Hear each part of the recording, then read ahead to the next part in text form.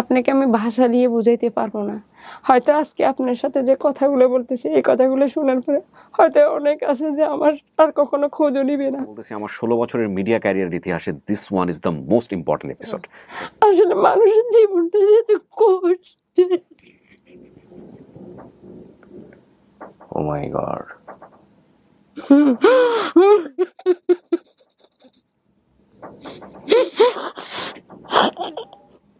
পৃথিবীর কোন সিনেমাতে এটা পোট্রে করা সম্ভব? কোন নাটকে এটা পোট্রে করা সম্ভব? আমি জীবনে এত এত মানে স্যাড স্টোরি শুনেছি, এত কষ্টের শুনেছি, আনথিঙ্কেবল আনথিঙ্কেবল।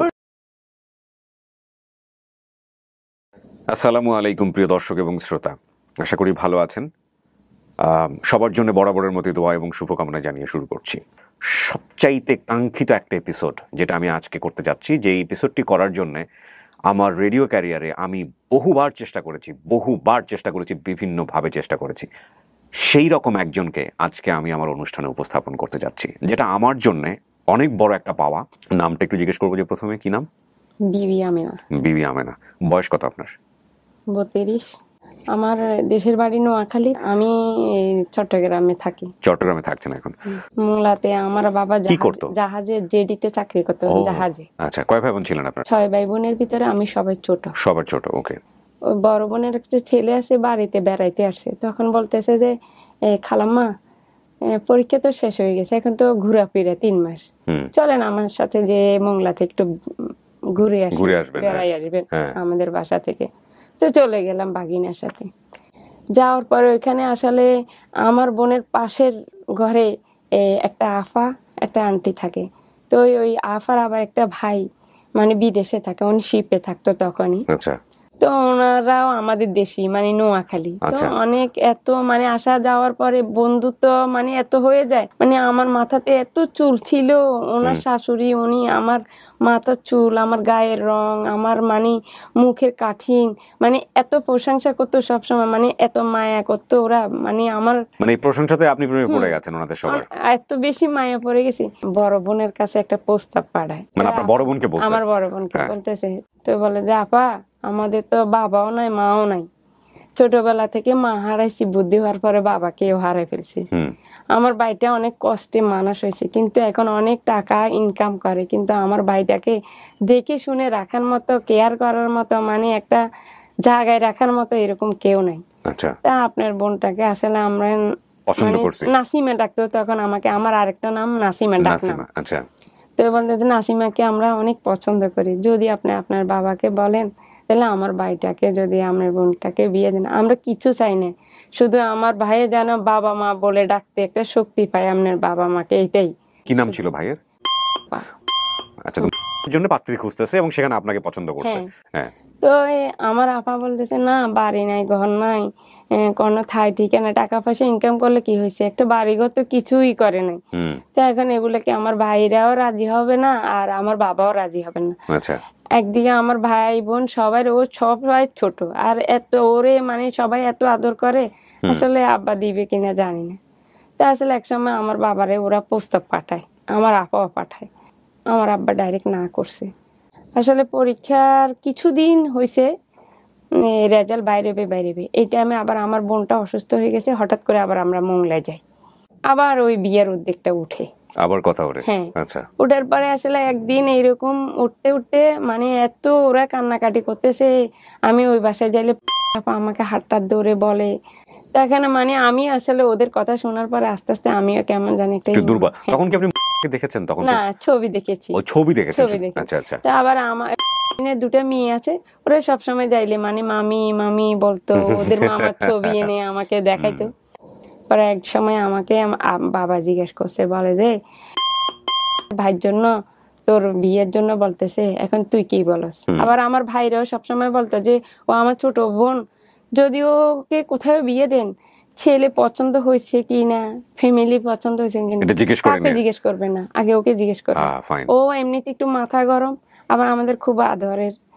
তো বাবা আমাকে জিজ্ঞেস করছে, আর আমি বাবাকে বলছি যে বাবা আসলে মানে এখন এই বয়সটা বুঝে নিতে পারতেছি না, কে ভালো হবে কে খারাপ হবে, তো হয়তো আমার রিজিকে যদি থাকে সুখ হবে। তো এই কথার পরে আমার বাবা বলতেছে আলহামদুলিল্লাহ। মানে বিষয়টা হচ্ছে যে আপনি রাজি, তখনও আপনাকে চেনেন না, সরাসরি দেখা হয়নি আপনার।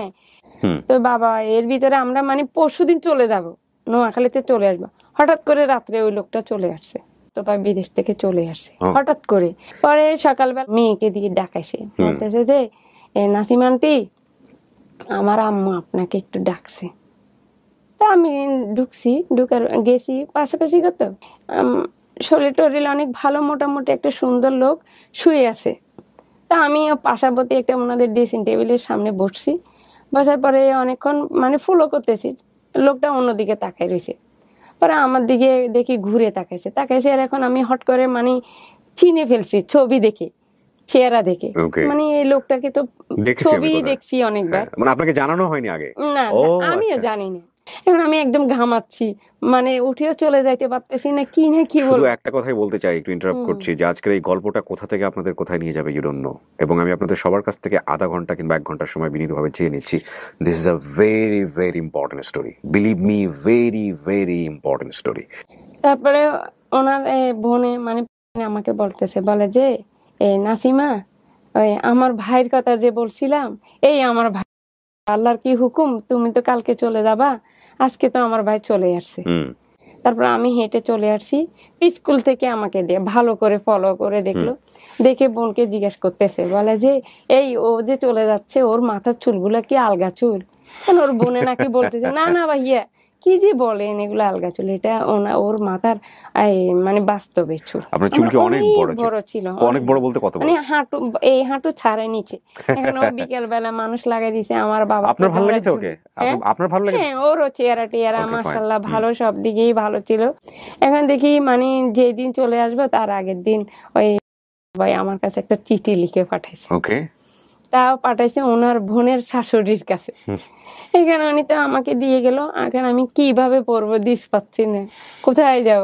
তারপরে টয়লেটে গেলাম, যে চিঠিটা পড়লাম, পড়ে ওনাকে আমি হ্যাঁ বা না কিছু বলতে পারছি, মানে বলতেছে যে আসলে আমি আমার ভাগিনা ভাগ্নি বোন সবাই তোমার প্রতি মুগ্ধ, ওরা যেমন পছন্দ করছে তেমনটা আমি পছন্দ করেছি। তারপরে জানি না কখন থেকে কিভাবে কি জানি এই দিনে দিনে কথা হয়ে সেই দিন পহেলা মানে বৈশাখ ছিল। বৈশাখের দিন এই আগের দিন রাত্রে কথা হয়েছে, বৈশাখের দিন সকালবেলা আমার গায়ে হলুদ হয়েছে, সন্ধ্যার সময় বিয়ে হয়ে গেছে একই দিনে। ও মানে এমন মানে সিরিয়াস অবস্থা হয়েছে, আসলে মানে জীবনের কোন মুহূর্তটা যে কখন হারিয়েছি আর কখন পাইছি সেটাই বুঝতে পারি। ডোন্ট অ্যাজিউম, ওনার অবস্থা দেখে আপনারা কোনো কিছু কল্পনা করেন না, বিকজ স্টোরি কেবল শুরু। ওকে, এক মুহূর্তের মধ্যে বিয়ে হয়ে গেল পারিবারিক ভাবেই? পারিবারিক ভাবেই। ওকে, কথা ছিল যে ও আবার তখন ছুটি ছিল কম, ও শিপে থাকে, আবার ও জাহাজে সুপার ক্যান্টার ছিল। আচ্ছা, বাইরে এই সুপার ক্যান্টার কি কাজটা কি তার? মানে একটা জাহাজের, একটা বড় শিপিং জাহাজের ভিতরে যত মাল থাকে ওগুলো সব দেখাশোনা করে, জাহাজের মানে কোনো বাহিরের লোক মানে উঠা নামা করতে গেলে অন্তত ওর পারমিশন লাগবে, ওখান থেকে একটা মাল নামাইতে হইলে পারমিশন লাগবে, এরকম। বেতন ছিল 1.5 লাখের মতো। 2006 সালের পহেলা বৈশাখে ওনার শাদী হলো, বিয়ে হলো আর কি, নতুন জীবন শুরু। তারপর বিয়ে হওয়ার পরে আবার আমার হাজবেন্ড আবার আমি চলে আসছি, গাড়িতে উঠে দিছে, বলছে যে আচ্ছা যাও, আল্লাহ হাফেজ, আমি ইন্ডিয়াতে 1 মাস থাকবো, 1 মাস পরে আসবো। আসার পরে আমি মানে চিটাং একটা কাজ আছে, কাজটা সেরে বাসা বাড়ি নিয়ে চিটাং তোমাকে নিয়ে আসবো। আমাদের বাড়িতে আমার একটা ভাইজির বিয়ে হচ্ছে, তো বাইজিটাকে সাজাচ্ছি, তো হঠাৎ করে কে জানি একটা যে বলতেছে, এই নাসিমা আপা আপনার জামাই আসছে। কি বলে আমার জামাই আসছে? বোন না, খবর না, কিছু না, জামাই করতে কে আসবে? আসার পরে ওকেও দেখে আমার মা ভাবিরা অনেক খুশি।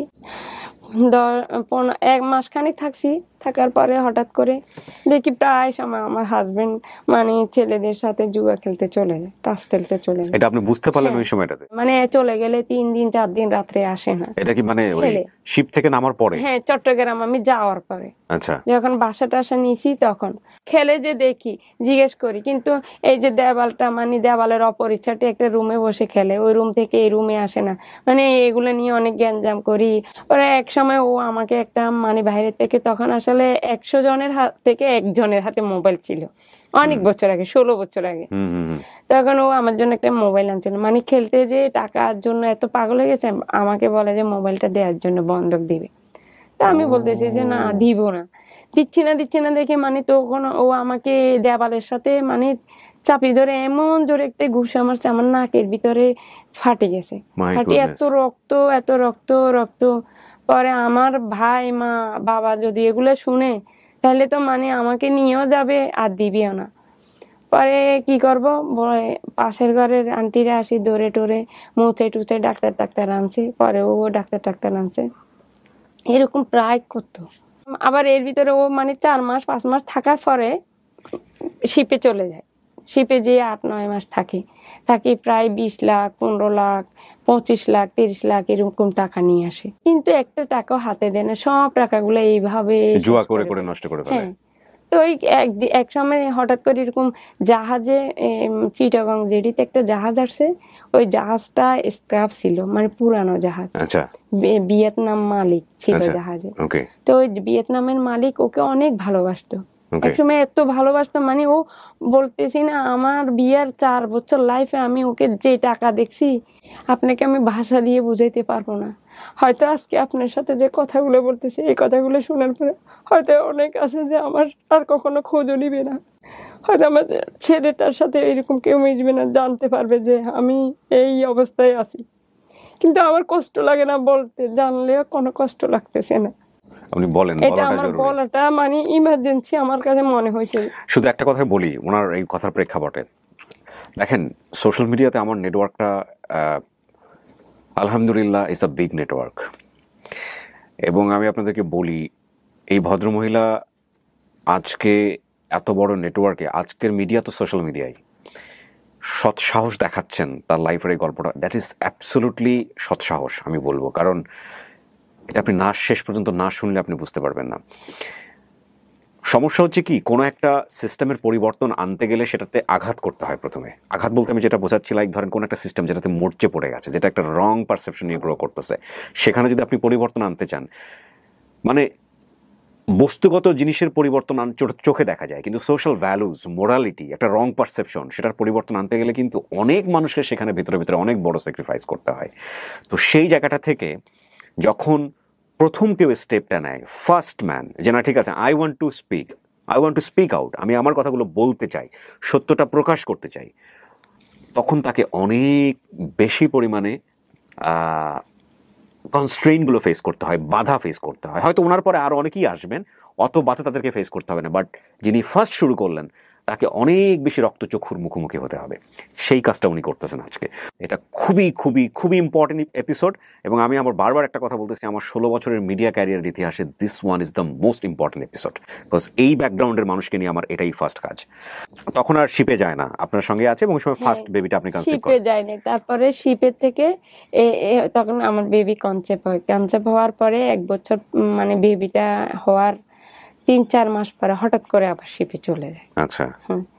7 মাসের মতোই ছিল, তখন থেকে অনেক টাকা নিয়ে আসছে। আমার চোখে দেখা প্রায় 32 লাখ টাকা না কত তখন নিয়ে আসছে, মানে তখন ওর বেতন অনেক ভালো ছিল। আচ্ছা। পরে এক সময় দেখি কি এরকম না খেয়ে 15 দিন 20 দিন ওই জুয়ার ঘরে পরে থাকে, পরে থাকে, আসে না। তো আমিও ভাঙচুর করি, মায়ের ধর পিটাপিটি, আসলে ঘরের ভিতরে ওইটা ভাঙ্গি ওইটা ভাঙ্গি। তা আমাকেও মারলে রাগ করে থাকি, 2-3-4 দিন রান্না করি না, খাই না। আপনার বাচ্চার বয়স কত তখন? তখন ছেলের বয়স প্রায় 1.5 বছর হয়ে গেছে। আচ্ছা। হঠাৎ করে মানে আমি খেয়াল করলাম যে আমার ছেলেটার বয়স যখন মানে 2, তখনই প্রায় আমার হাজবেন্ড দিনের পর দিন শুকে যাচ্ছে আর কালো হয়ে যাচ্ছে। মানে হঠাৎ করে আমি খেয়াল করতেছি, মানে কালো হয়ে যাচ্ছে আর শুকে যাচ্ছে। তো আমি অনেক সময় বলি, তো একদিন আমাকে বলে কি নাসিম, আমার পেটের থেকে পায়খানার সাথে নাকি অনেক রক্ত যায়। তো একদিন আসলে টয়লেটে বসাকালীন আমাকে ডাক দিছে দেখাবার জন্য। দেখলাম যে মানে টয়লেটে কমট ভরে আছে রক্তে। ও খেলার জন্য মানে কখন একটা ডাক্তারের কাছেও যাইতো না। অনেক জোর করে আমি চট্টগ্রাম সিএসি একটা হাসপাতালে ডাকলাম, স্যার বসে মেডিসিন বিশেষজ্ঞ, অনেক জোর করে নিয়ে গেছি, ওষুধ দিয়েছে। দেওয়ার পরে অনেক দিন পর্যন্ত প্রায় 5-6 মাস মানে ব্লাড ট্যালাট আর যাইতো না। ঘুমের ঘরে হঠাৎ করে সকালে ঘুমে উঠছে, ওর অ্যালার্জি পুরো মুখ এফেক্ট হয়ে পাশে এই পাশে সব ঠোয়া ফুটে গেছে। হঠাৎ করে বড় বড় ঠুস ফুটে গেছে অ্যালার্জির মতো হয়ে একদম চোখের পাতার উপরে উঠছে। এই দেখি কি ও আস্তে আস্তে আবার শুকায় যাচ্ছে।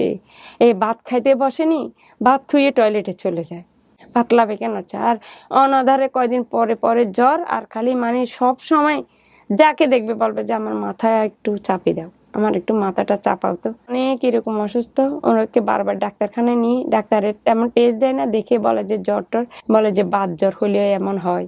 তারপরে পাতলা পায়খানা এরকম কখনো পানির কারণে হয়, খাওয়ার কারণে হয়, এরকম বলে বলে ওষুধ দেয়। তাই ওষুধে আবার দমন ধরে ধরে থাকে, ভালো থাকে। তো আমার বাবাকে দেখতে গেছি, আর বাড়িতে যাওয়ার 7 দিন 5 দিন পরে আমার বাবা মারা গেছে। তখন আমার বাবাকে কবর দিয়ে আসার পরে আমার যেটা আমাকে ডাকে বলতেছে, বলে কি রে বুঝলাম না, আজকে আমার আবার নাম বলে যে আজকে মাটি দিয়ে কবরের থেকে কি হাঁটিয়ে আসতে পারতেছে না, কেমন দুর্বল হয়ে পড়ছে, অসুস্থ হয়ে।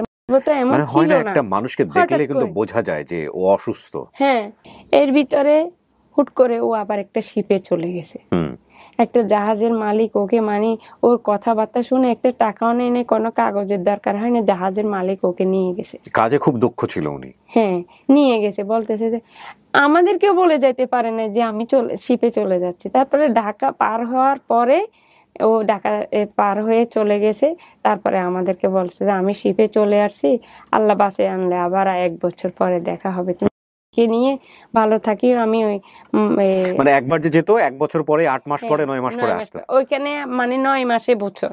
আচ্ছা আচ্ছা জাহাজে। আচ্ছা। তারপরে ও চলে যাওয়ার কিছুদিন পর থেকে হঠাৎ করে আমার এই ডান পাওটা খালি কামড়ায়, আমারও এমন জ্বর আসে, পেটের ভিতরে ব্যথা করে, পাতলা পায়খানা হয় ঘন ঘন। নানান জায়গায় নানান ডাক্তার দেখাইছি, যখন যে সমস্যা হয় এই সমস্যার ডাক্তার দেখাই যাচ্ছি। এর ভিতরে ও আসছে যে ওর চেহারা বাইয়ে এত অবস্থায় নিয়ে আসছে, মানে ওর আগের রং বলতে শরীরে নাই। আচ্ছা, পুরো নষ্ট হয়ে গেছে। ওকে। পরে আসার পরে একদিন আমি বলতেছি কি হয়েছে তোমার, কি হয়েছে? বলে যে ওইখানে খাওয়া দাওয়াই এমন হয়েছে, তো খাওয়া দাওয়া ঠিক করে খাইলে আবার ঠিক হয়ে যাব। একটা স্বামীর প্রতি কার কতটুকু কেয়ার আমি জানি না, কিন্তু আমি মানে খুব অল্প বয়সে আমার হাজবেন্ডের সাথে আমার সাথে এত ভালো মিশ ছিল, 1000 জুয়া খেলক 1000 টাকা না কেন, কিন্তু আমি কখনো ওকে আমার চোখ থেকে আমার মানে স্বামীর অধিকার, স্বামীকে ভালোবাসে, এগুলা থেকে কখনো মন থেকে দূর করিনি। তো সবসময় নামাজ পড়তাম, তাহাজ্জুদ পড়েও বলতাম যে কেন ওইরকম হঠাৎ এরকম হয়ে গেছে। দেখি পরিবর্তন হয় না, এবারে আসছে আর যা খাওয়াচ্ছি কোনো পরিবর্তন হচ্ছে না। তারপরে যাই উনি একটা পায়খানা টেস্ট দিছে, বলে যে 7 দিনের ওষুধ খেয়ে এই টেস্টটা করবে, এই টেস্টটা করার পরে বোঝা যাবে। তো 7 দিনের ওষুধ দিছে, তো 7 দিনের ওষুধ পুরো খাইতে পারে নাই। 3 দিনের ওষুধ খাওয়ার পরে হুট করে ওকে আরেকটা জাহাজ নিয়ে যাচ্ছে। ছেলেকে আমাকে মাথায় হাত দিয়ে মানে বলে যাচ্ছে, বলে যে তোমাদেরকে আল্লাহর উপর ভরসা করে রেখে যাচ্ছি, যদি আমার আজকে হয়ে যায় হয়তো আমি আর বাসায় আসবো না, আর যদি না হয়ে যায় তাহলে কালকে সকালে আসবো। তো কালকে সকালেও চলে গেল, পরের দিনও চলে গেল, আর আসলো না। তাই পরে আর খবরও পাচ্ছি না ও জাহাজে গেল। পরে এক মালিকের আন্ডারে শুনছি, উনি বলতেছে যে ওই আমাদের মালিককে বলছে, বলে তোমার ওয়াইফকে একটু বলে দিয়েন তোফাতে আবার শিপে চলে গেছে, যদি জাহাজ কোনো দেশে যে কিনারে যায় হয়তো ওর সাথে আবার যোগাযোগ করবে।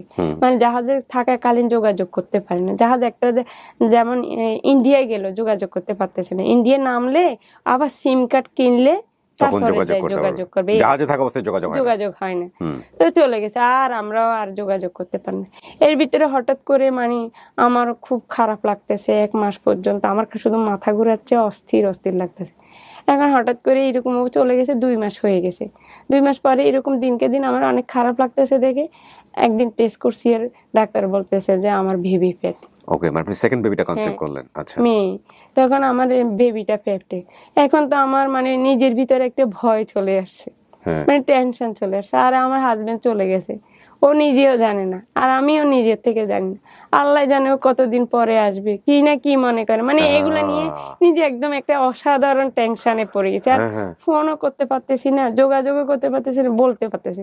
কিন্তু একটা মেয়ে জানি হয়, এই জন্য আমি মানে চট্টগ্রাম যতগুলো মসজিদ আমার পরিচিত ছিল, প্রত্যেকটা মসজিদে আমি মিলাদ পড়েছি। প্রত্যেকটা মসজিদে আমি দান করতাম, বলতাম যে আল্লাহ তুমি, একদিন 11টা মসজিদে আমি একসাথে শুক্রবারে মিলাদ পড়েছি। আল্লাহ আমাকে জানি আবার একটা মেয়ে দেয়। আচ্ছা, মেয়ের শখ ছিল? মানে মেয়ের জন্য এত শখ ছিল, আমার হাজবেন্ডেরও মেয়ের জন্য অনেক শখ ছিল। হঠাৎ করে আমার ফোন বাজতেছে, আর আমার ওই শাশুড়ি বলি আমি ওনাকে, আমার ননদের শাশুড়ি, আমি শাশুড়ি বলি, উনি দৌড়ে গেছেন, যাই বলতেছে যে এই নাসিমা দেখ দেখ দেখ, মনে হয় ফোন করছে, মানে দেশের যে সিমটা, সিমটা দিয়ে, মানে তার মানে উনি ঢাকায় চলে আসছে তখন। এর ভিতরে এই 4 মাসে কিন্তু কখনো ফোন করে নাই 4 মাসে। আমরা তো খুব চিন্তা, কারণ এরকম কখনো করে, মানে 2 মাস পরে হইলেও করে, তারপর আবার ভাবছি হয়তো জাহাজ থাইল্যান্ড চলে গেলে আবার অনেক দিন লাগে। ইউরোপ কান্ট্রিতে ঢুকলে প্রায় 5-6 মাসে কথা বলে না। তারপরে ফোন করছি, আর দৌড়ে এসে ধরে ফোন করছি, আর মানে বলতেছি হ্যালো, হ্যালো বলছি, আর বলতেছে যে আমাকে বলে যে নাসিম আমি খুব অসুস্থ। মানে তখন ভাইয়া কি বলবো, ওই কণ্ঠটা মনে হয় কি একটা 5-6 বছরের একটা বাচ্চা কথা বলতেছে, এমন অসুস্থ। তো আমি বলে কি অসুস্থ তুমি? বলতেছে আমি খুব অসুস্থ, বলে ফোনটা কাটিয়ে দিই। মানে ও যে কথা বলবে এই শক্তিটুকু নাই, মাত্র 28 কেজি ওজন তখন, বুঝছেন? শক্তিটা থাকবে কোথায়? কি বলেন? 28 কেজি ওজন মাত্র। আসলে মানুষের জীবনটা যেতে কষ্টে। ও মাই গড।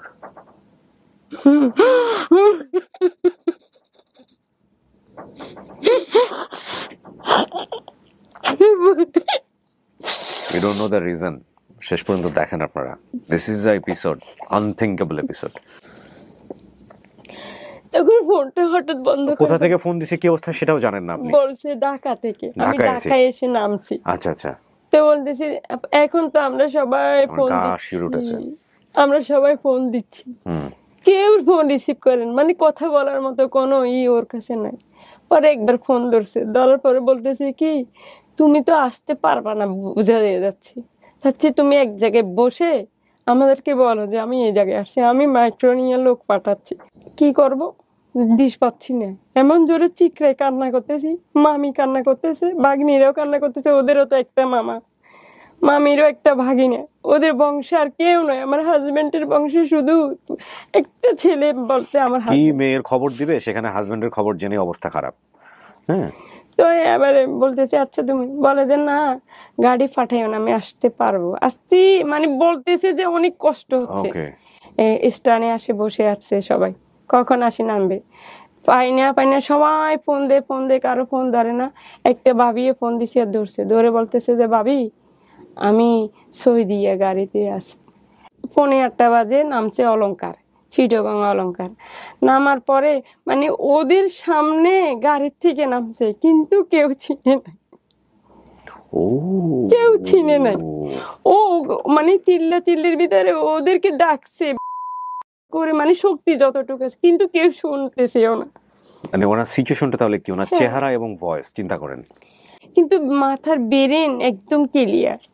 কতক্ষণ পরে ধরেন 9টা 9:30, তখন আমি একটা ফোন, আবার কয়েকবার ফোন দিচ্ছি, আর দৌড়ে আমাকে বলতেছে যে হ্যালো নাসিম, আমি বিল্ডিং এর নিচে যখন বলছে ভাইয়া আমার মোবাইল টোবাইল ছেড়ে দিয়ে এমন স্পিডে, মানে দোতলা থেকে নিচে গেটের সামনে আসছি, সিএনজিতে ও বসে রয়েছে, আমি সামনে দাঁড়ানো চিনতেছি না। সিএনজি এলাকে বলতেছি যে ভাই আপনি এখানে দাঁড়িয়েছেন কেন, সরেন না। সিএনজি এলাকায় বলে যে আচ্ছা আমার লোক আছে। এখন দেখতেছি ভিতরে থেকে চেষ্টা করতেছে হুকটা খোলার জন্য, কিন্তু টানি শক্তি দিয়ে খুলতে পারতেছে না। কিন্তু মানে ওনার চেহারাটার ভিতরে কোনো ভাষ্য, কোনো নকশা কিছুই নাই, এমন হয়ে আছে। এরপরে দরজাটা খুলে আমাকে একটা ব্যাগ দিয়ে বলতেছে, নাসিম আমি আহা যখন বলছে ভাইয়া আপনাকে যে আমি কি ভাষা দিয়ে বোঝাই বলবো আমি জানি না, আমার কাছে এই ভাষা নেই। যখন শুধু বলতে আমি যে তখন জ্ঞান হারাইছি, এই অজ্ঞান অবস্থায় দেখেই সেন্সলেস হয়ে গেছেন। আমার পুরা রাত চলে গেছে। তারপরের দিন প্রায় 11টার সময় আমার জ্ঞান ফিরে আসছে, আমি আর কোনো জ্ঞান পাইনি। এরপরে সকালে গিয়ে সময় আসছে, সময় ওকে দেখে মরা ঘর যেমন কান্নাকাটি, সময় আমার কান্নাকাটি। তখনও কেউ জানে না যে আসলে ওর কি হয়েছে, কিচ্ছু তখনও বুঝতে পারতেছি না কি যে ওর হয়েছে। এখন দেখি কি পুরা মানে বন জঙ্গল একটা মানুষ থাকলে যেমন বানরের মতো চেহারা ছবি হয়ে যায়, ফুল এরকম চেহারা হয়ে গেছে ওর। যে দেখি সেই ভয় পায়, মানে ওকে দেখে যে জীবনে নামাজ পড়ে না সে অন্তত নামাজে চলে গেছে। Can you feel the situation? Story এখনো আমরা ভিতরে যাইনি। এই স্টোরি আপনাকে জীবনে আজকে অন্য একটা উপলব্ধি করাবে। আমি শুধু এতটুকুই বলতে পারি, যারা আমার অনুষ্ঠান দেখেন একটা সেকেন্ডের জন্য স্কিপ করবেন না, একটা সেকেন্ডের জন্য না। If you want to live safe life then you have to know it. এবং এখন পর্যন্ত আপনি যতটুকু জেনেছেন এই পার্টিকুলার বিষয় নিয়ে, আজকে যে বিষয়টা নিয়ে আমরা কথা বলতে যাচ্ছি, তাতে আমি আমার জ্ঞানত বলতে পারি আজকের এপিসোড থেকে আপনি অনেক বেশি জানবেন, অনেক বেশি জানবেন। এবং স্পেশালি আমি থ্যাঙ্কস জানাই UNAIDSকে যে এইরকম একটা এপিসোড, যেটা আমার জীবনের কাঙ্ক্ষিত জায়গা ছিল, আমি বলবো যে আমি একটা জিনিস করতে চাই যেটা আমি করে উঠতে পারি নাই, তারা আমাকে করার সুযোগ দিয়েছে। এবং আমি আপনাদেরকে আরও একবার বলতে চাই, লাইভ, এই অনুষ্ঠানটার নাম হচ্ছে লাইভ, এবং this episode is presented by UNAIDS in association with the network of PLHIV NOP+। এরপরে নিয়ে গেছি ডাক্তারখানায় ওর অবস্থা দেখে ডাক্তারখানা ওকে ভর্তি নেয় না। এর ভিতরে ডাক্তার বলছে যে ওকে রক্ত দিতে হবে।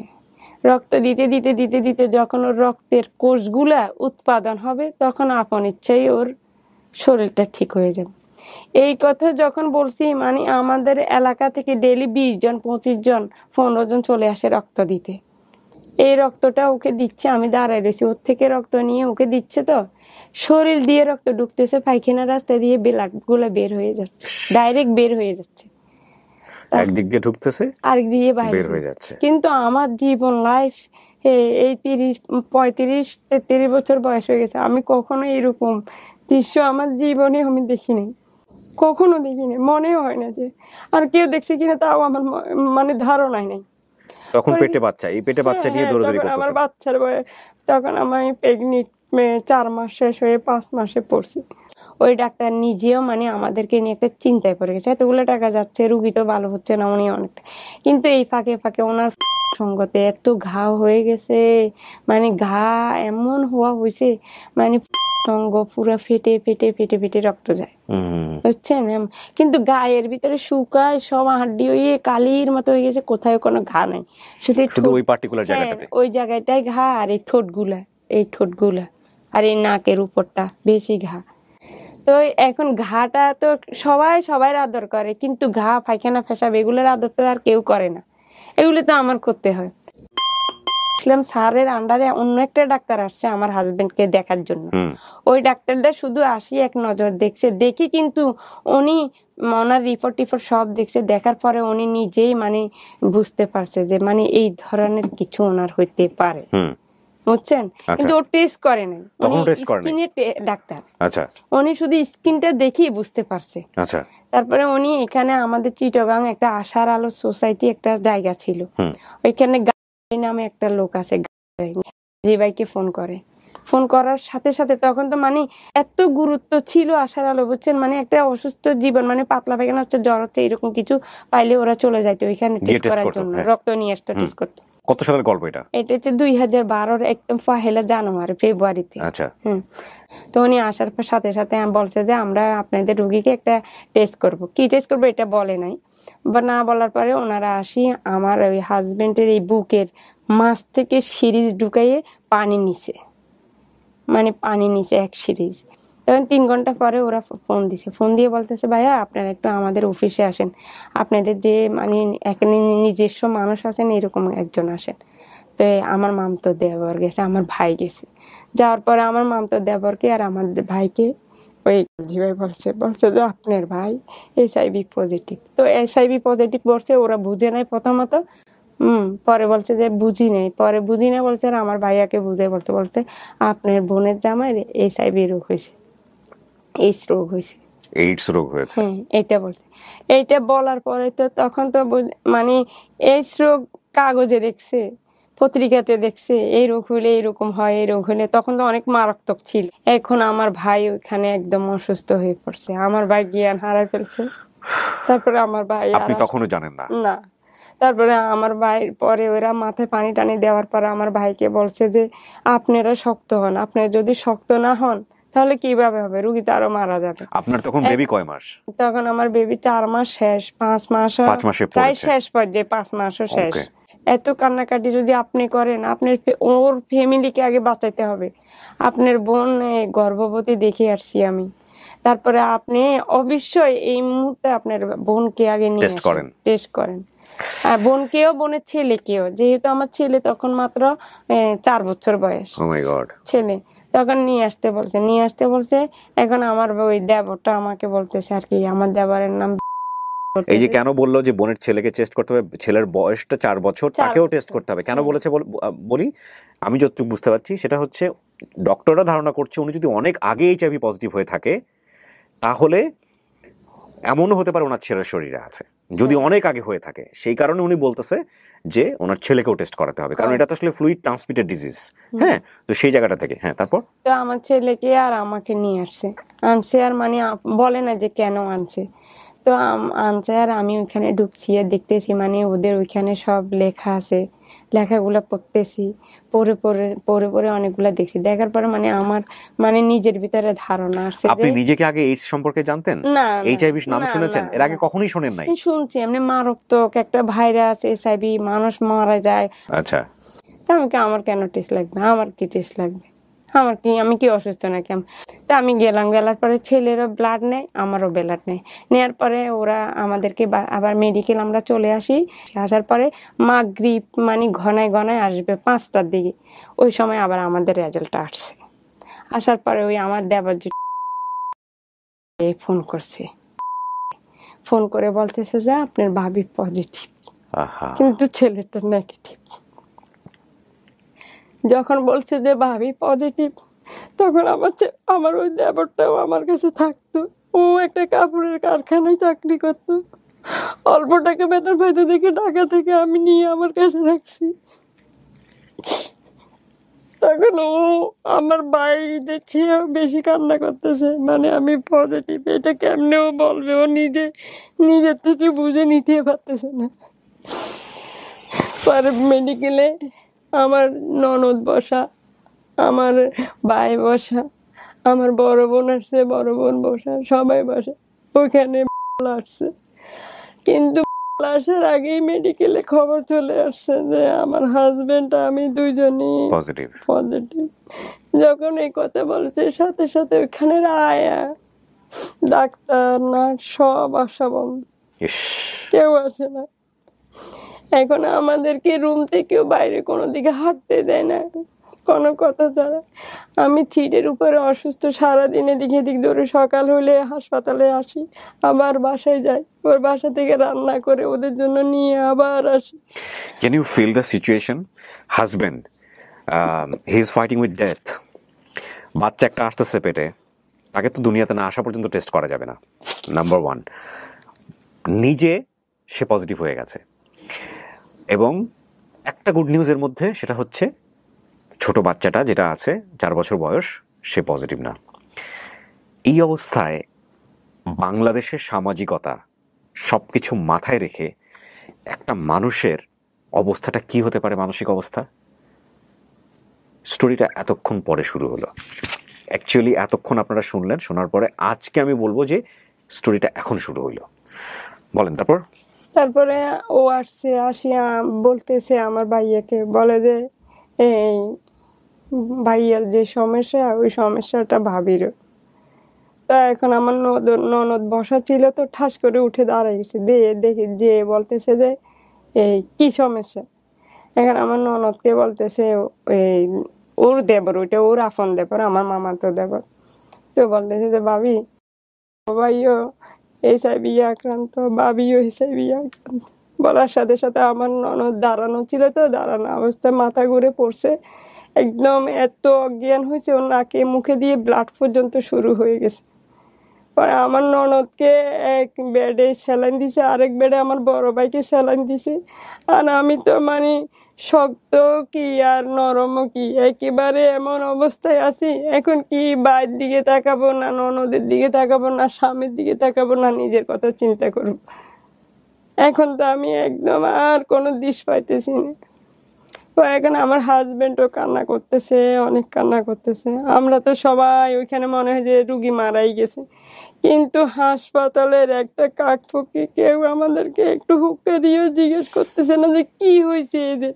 মানে ভয় পাচ্ছে সবাই। হ্যাঁ, শুধু মানে এই স্ট্রোক হয়েছে এটা শুনেই সবাই আতঙ্কিত। বিকজ আমরা জানি না বিষয়টা নিয়ে, বিকজ আমাদের প্রপারলি নলেজ নাই। আপনি আপনার হাজবেন্ডকে ওই মুহূর্তে জিজ্ঞেস করেন নাই যে তুমি কি করছো, কার সাথে বা কি কারণে? জিজ্ঞেস করবো, জিজ্ঞেস করার মতো তখন কোনো কিছু না। এখন ও নিজে তো, এখন যখন ও শুনছে যে ওর তো হয়েই গেছে, এখন নিজের কথা তো নিজে হয়েছে যে না, ভরসা পাচ্ছে না যে আমি তো মরেই গেছি। আর এখন যখন শুনছে যে আমার হয়ে গেছে, তখন ও তো মানে আর নিজেকে মানে কি করবে নিজেই বুঝতে পারতেছে না। কি ও নিজের পেটে ছুরি ঢুকে দিবে, না নিজে কি গলা নিজে টিপে মেরে নিজের জান শেষ করবে। মানে ও অনেক আত্মহারা হয়ে গেছে। তারপর রাত্রেও ঘুমের ঘরে 2-3 বার উঠে নিজে নিজে ছুরি দিয়ে আত্মহত্যা করতে যায়। মানে এরকম টেনশনে ও যে করতেছে। পরে আমাদেরকে পরের দিন রাত্রেই আমাদেরকে সিটের থেকে নামাই দিছে। নামাই দেওয়ার পরে কোনো রকমে বাসায় গেছে, কিন্তু বাসায় ওর বড় বোন ছিল, আমার ভাগিনারা ছিল। যখন শুনছে যে আমাদের এই রোগ হয়েছে, আমরা বাসায় আসার আগে আমার ননদ টনদ সব চলে গেছে। আমরা বাসায় এসে কাউকে লাগ পাই, কিন্তু কষ্টের দিনে খালি বড় ভাইটি ছাড়া আর কেউ ছিল, সবাই চলে গেছে। আমরা বাসায় যাওয়ার আগে সবাই চলে গেছে, শুধু ননদটা ছিল আর আমার বড় ভাইটা ছিল। আর সবাই মামি শাশুড়ি বাগনি সবাই চলে গেছে। এখন সবাইকে বুঝাইলাম যে ওর ক্যান্সার হয়েছে, ব্লাড ক্যান্সার। মানে গোপন করলেন? বললাম যে ব্লাড ক্যান্সার হয়েছে, ওর শরীরে কোনো রক্ত নাই, ডাক্তার বলছে ওকে ইন্ডিয়ায় নিয়ে যেতে। পরে আসার আলোতে আবার 3-4 দিন পরে আমরা নিজেরা গোপন ভাবে আসছি। ওরা আমাদেরকে কাউন্সিলার করতেছে, মেন্টালি কাউন্সিল করা, স্ট্রং করা। পরে ওকে জিজ্ঞেস করছে ও বিদেশে কত বছর ছিল, কোন দেশে ছিল, কত বছর ছিল। এখন মানুষ বুঝেন না যে যত বড়ই দোষী হোক, সে কি কখনো স্বীকার করে আমি দোষ করছি? ও স্বীকার করেনি, কখনো করেনি, বলতেছেন আর কি। এখন আপনি ইয়ং বয়সে কোথায় কি করছেন না করছেন, এখন কি সহজে এটা কেউ বলে না, বুঝে নেয়। ওনাদের তো ওইগুলো করতে করতে ওনারা বুঝে গেছে যে এটা হয়েছে। তো ব্যক্তিগত ভাবে ওকে কাউন্সিলর করছে, ব্যক্তিগত ভাবে আমাকে। পরে কি লাস্টে জানা গেছে মানে উনি কি স্বীকার করছিল? এই আর কি পরে বুঝতেছি, শুনছি। আপনার কাছে কখনো বলেছে? না, ও নিজের মুখে বলে, কিন্তু ওর অনেক বন্ধু বান্ধবের কাছে শুনছি ও অনেক সময় অনেক জায়গায় ছিল।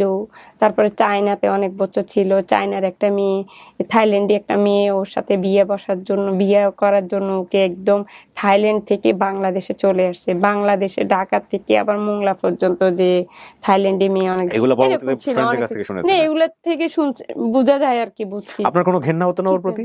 এর জন্য আমি কখনো আমার হাজবেন্ডকে অন্য মানে দূরে সরে দেখবো না, এরকম কিছু কখনো ভাবিনি। কখনো আমার মন থেকে ওর প্রতি রেসপেক্ট ছিল, ভালোবাসা ছিল। আমাকে আপনার আগে এরকম বিদেশ থেকে ডাক্তারেরা, আমার মনোবিজ্ঞানের ডাক্তার সবাই একই প্রশ্ন করছে, আপনার ওকে ঘৃণা করতে মন চায়নি। আমি বলছি কেন ঘৃণা করতে পারে? মানুষ জীবনে অনেক কিছু করে, কে দোষী কে ভালো, কে কিভাবে হয়েছে, এটা আমি তো ওকে দোষারোপ করে বলতে পারি হয়তো কোনো কিছুর মাধ্যমে, বা কেন হয়তো তো মাথা খারাপ হয়েছে, তখনও তো হইতে পারে। কতজনের ইঞ্জেকশন দিয়ে কতজনকে গারদখানায় করে হইতে পারে। এখন কত সময় কত কিছু। আর আমি তো ওকে ডাইরেক্টলি আমি আমার ভাগ্যকে মানে নিছি, বলতেছি যে একটি প্রশ্ন দিছে যে ওর জীবন রেখার ভিতরে যখন জন্ম লঙ্ঘনেও আসছে তখন লেখা ছিল ওর জীবনে এগুলো হবে, আর আমার জীবনে এত কিছু হবে, এটা হাসছে। আমি এটাই সবাইকে, আসলে আমাকে মনোবিজ্ঞানের অনেক ডাক্তারে প্রশ্ন করছে যখন আমি IDS-এ ভর্তি ছিল।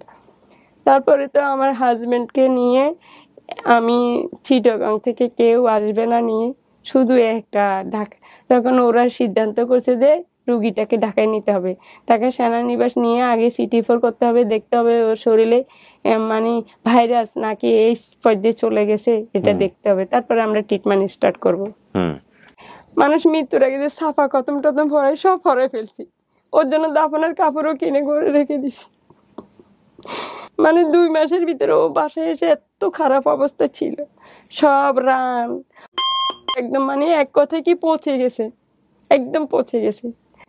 তারপরে এই রাত্রে ওকে একটা জাঙ্গিয়া ফ্যান ফরায়, অনেক টিস্যু দিয়ে ভিতরে ভাঁজ টাস করে এই ডাক্তারখানায় প্রেগনেন্ট অবস্থায়, তখন আমার প্রায় 6 মাস চলতেছে এরকম করতে করতে।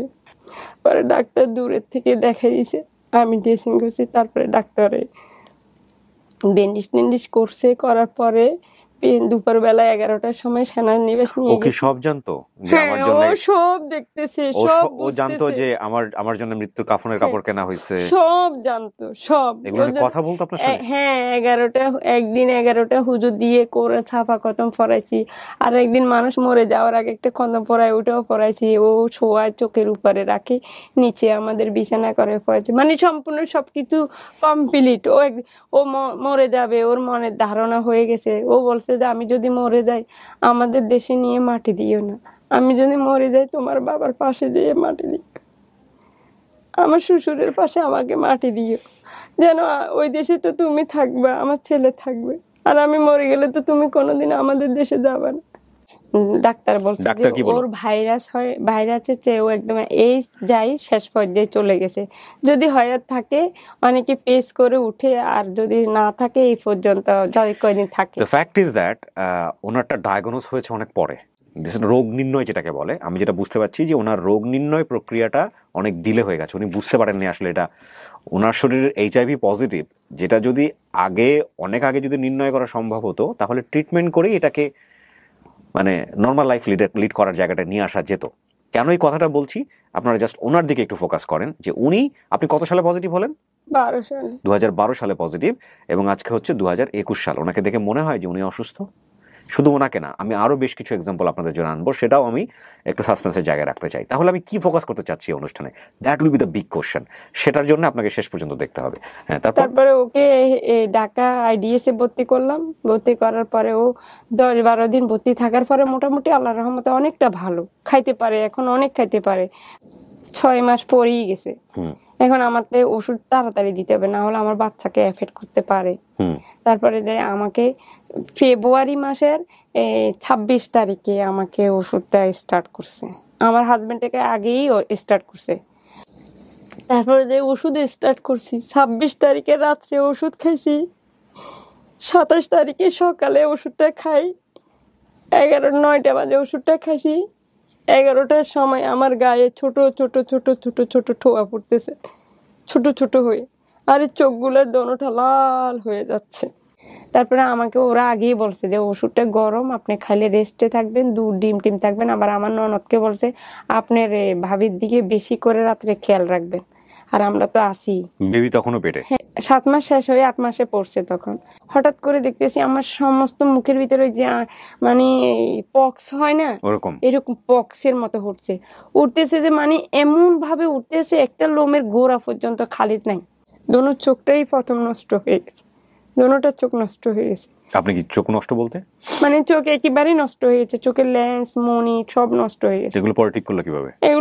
এগুলা ভাইয়া এগুলা বলতে গেলে তো মানে অনেক দিক। আপনি কি মানে তখন চোখে দেখতেছিলেন না? না, আমি 1 বছর আমার চোখের এই দোনো পাতা জয়েন করা ছিল, 1 বছর।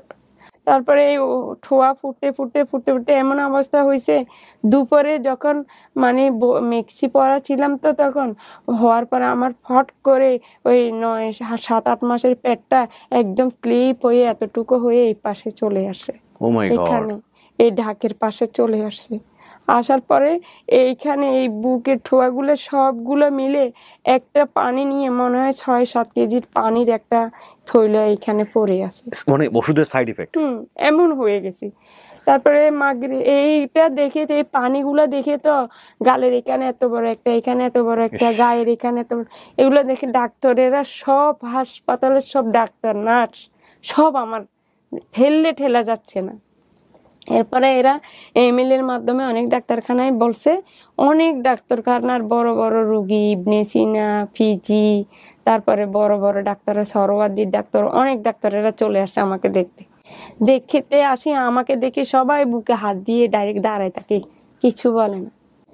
লাস্টে আমেরিকার একটা ডাক্তার আমাদের পিজি হাসপাতালে, নাকি উনি সবচেয়ে বড় ডাক্তার, উনিকে ফোন করছে।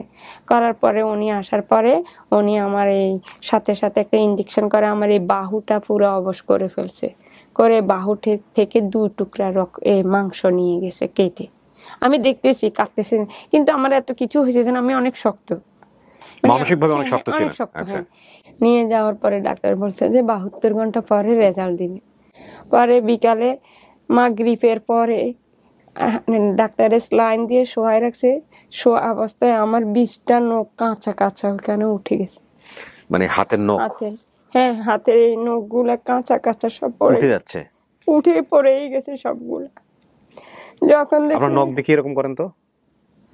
আচ্ছা, ওকে, আলহামদুলিল্লাহ, এখন তো অনেক রিকভারি হয়েছে। আপনারা ওনার সিচুয়েশনটা দেখেন, কি অবস্থায় ছিল, এখন কোন অবস্থায় বসে আছে। So this is a very positive sign. একটা হচ্ছে যে এভাবে চিন্তা করেন না যে এইচআইভি ইনফেক্টেড হয়ে যাওয়া মানেই হচ্ছে একটা মানুষ শেষ হয়ে গেল, তাহলে কিন্তু ওনার আজকে এখানে বসে থাকার কথা না। এটা কত সালের গল্প বলতেছেন আপনি? 2012। 9 বছর পরে উনি এখানে বসে আছে, এবং আরো কিছু ঠিক মিরাকল না, এটা সায়েন্স আমি বলবো। শোনেন আপনারা, পুরো বাচ্চাটা কিন্তু এখনো আসেনি দুনিয়াতে, এই সময়ের গল্প উনি বলতেছে। তারপর আমার এই নখগুলা পড়ে গেছে। যখন দেখছি 14টা নখ একসাথে পড়ে গেছে, বিছনা থেকে ডাক্তারে নিচ্ছে, তখন আমি একদম জ্ঞান হারাই ফেলছি। আমার আর মনটা আর দুর্বলতা ধরে রাখতে পারতেছি না। তখন আমি জীবনে বাঁচার সেই আশাটা ছেড়ে দিছি, যে বোধহয় এই শেষ আশা, আর মনে হয় বাঁচবে না। আমি যদি চোখ বন্ধ করি, আমার স্বামীকে কে দেখবে, আর ছেলেটাকে কে দেখবে। সাথে ওনারা কি দিয়ে আমাকে ট্রিটমেন্ট করবে, কোনো ওষুধ তো আমাকে খাওয়ানো যাবে না, এত গরম কোনো কিছু। পরে শরীরে সব শুরু করছে যে প্যাথারিন দেওয়া, যাতে করে ব্যথা না পাই, আর জানি ঘুমে থাকলে আমি কষ্টটা মুলাম করতে পারবো না। অপারেশনের রোগীকে প্যাথারিন দেওয়া হয়, যাতে করে ধরেন একটা মেজর অপারেশন হয়েছে, আমি তো ডাক্তার না, আমি জাস্ট আমার খুব বন্ধুর একটা অভিজ্ঞতার কথা বললাম। কেটে ফেলছে, সেন্সে থাকলে ও যখন ওই অ্যানেস্থেসিয়ার ভাবটা কেটে যায়, তখন তো পেইনটা ফিল করে, সে ওই পেইনটা ফিলটা নিতে পারছে না, সে হাড়ের মতো চিৎকার করতেছে, তখন প্যাথারিন দিলে সে মৃত মানুষের মতো ঘুমায়। ওনার অবস্থা হয়েছে এটা, প্রতিদিন প্যাথারিন দেব। তখন আমার যা অবস্থা, যখন এরকম হয়ে গেছে, তখন আমার হাজবেন্ড মোটামুটি একটু সুস্থ হয়েছে। সুস্থ হওয়ার পরে আমার হাজবেন্ড তো আমাকে থুয়ে যাবে না, এখন শুধু কান্না করে, আল্লাহ তুমি আমাকে নিয়ে যাও, ওকে তুমি বাঁচায় যাও, অনেক জানার বিনিময়ে জান দাও। এখন ডাক্তার বলে যে ওনাকে রাখলে ওনাকে আমরা রাখতে পারবো না, উনি তো সুস্থ হয়ে গেছে, এখন ওনাকে আমরা হুদে রাখতে গেলে একটা সিট আমাদের বুক হয়ে যাবে, আর একটা রুগীকে কোথায় জায়গা দিব। তাই এমন আমার হাজবেন্ড বলে যে আমি ওকে ছেড়ে যাব না, প্রয়োজনে আমি বাইরে বিছনা করে ঘুমাবো। তো এইরকম বিছনা করে 3-4 দিন নিচে ঘুমাইছে। একদিন আমি এমন অসুস্থ অবস্থায় উঠে না আমার ননদকে বলতেছে যে তোমার ভাই কোথায়, আমি দেখবো। তো দেখতে গেছি, দেখি আহা কতগুলো মশা ওকে খাচ্ছে গায়ের উপরে। পরে আমি রাগ করে বলতেছি, তুমি যদি কালকে বাড়িতে না যাও, তাহলে আমি হাসপাতালে সিটে একদম নিজের জান নিজে দিয়ে দিব। তারপরে রাত্রে আমার ভাই আর ভাগিনা এসে আমার হাজবেন্ডকে আর আমার ছেলেকে আমার বাপের বাড়ি নিয়ে গেছে। আমার বড় বোন আর আমার ননদ আমার কাছে ছিল। তা আমি তো সবসময় এরকম ঘুমাই থাকতাম প্যাথারিন দিয়ে। ডাক্তার প্রতি 10 মিনিট পর এসে তুলা দিয়ে নাকের আগায় দেখতো আমার বেঁচে আছি না মরে গেছি, এরকম দেখতো। ননদও কতক্ষণ পর দেখতো। তো একটা ইঞ্জেকশন দিত, দেওয়ার পরে যখন একটু জ্ঞান ফিরে আসতো, আমি তখন নার্সের ডাক্তার আফা বলে ডাক দিত। তখন ডাক্তার আসে আরেকটা মারি দিত। তো তখন যখন প্যাথারিনটা মারতো, তখন মনে হইতো যে আমার পরানটা চলে যায়। চোখটা উপরের দিকে উঠে রাখে, আস্তে উপরে চোখের পাট্টাগুলো ঘুম চলে আসে। এইভাবে থাকতে আমার প্রায় 9 মাস হয়ে গেছে। আমার সমস্ত শরীরে সব ঘা শুকিয়ে গেছে, কিন্তু আমার তার গাটা আর আমার ঠোঁট আর ঘাগুলা শুকায় না। এই 3 জায়গার ঘাগুলা একদিন ড্রেসিং করলে আমার 2 কেজি 3 কেজি রক্ত যায়। Very interesting story. উনি কিন্তু এইডস পর্যায়ে চলে গেছে, ওনার কথা অনুযায়ী সেখান থেকে মাকে সেভ করার ওনাকে সেভ করার ট্রাই করতেছে ডাক্তাররা, একই সাথে ওনার পেটের বাচ্চাও সেভ করার ট্রাই করতেছে। এইটা কিন্তু আমি বলতেছি যখন আমার গা শিউরে উঠতেছে বারবার। এই যুদ্ধটা আপনারা যদি চোখের সামনে যদি ভেতরে না ঢোকেন স্টোরির, তাহলে বুঝতে পারবেন না। প্রশ্নটা হচ্ছে এইটাই, and this is a very interesting case. তারপরে ডাক্তার তো এরকম প্রতিদিন আমাকে আল্ট্রাসোনোগ্রাফি করায়, প্রতিদিন ওই টুলেটেড করে নিয়ে যায়, মরা মানুষ যেমন নেয় এমন নিয়ে যায়, নিয়ে আল্ট্রাসোনো করে আবার থুয়ে যায়।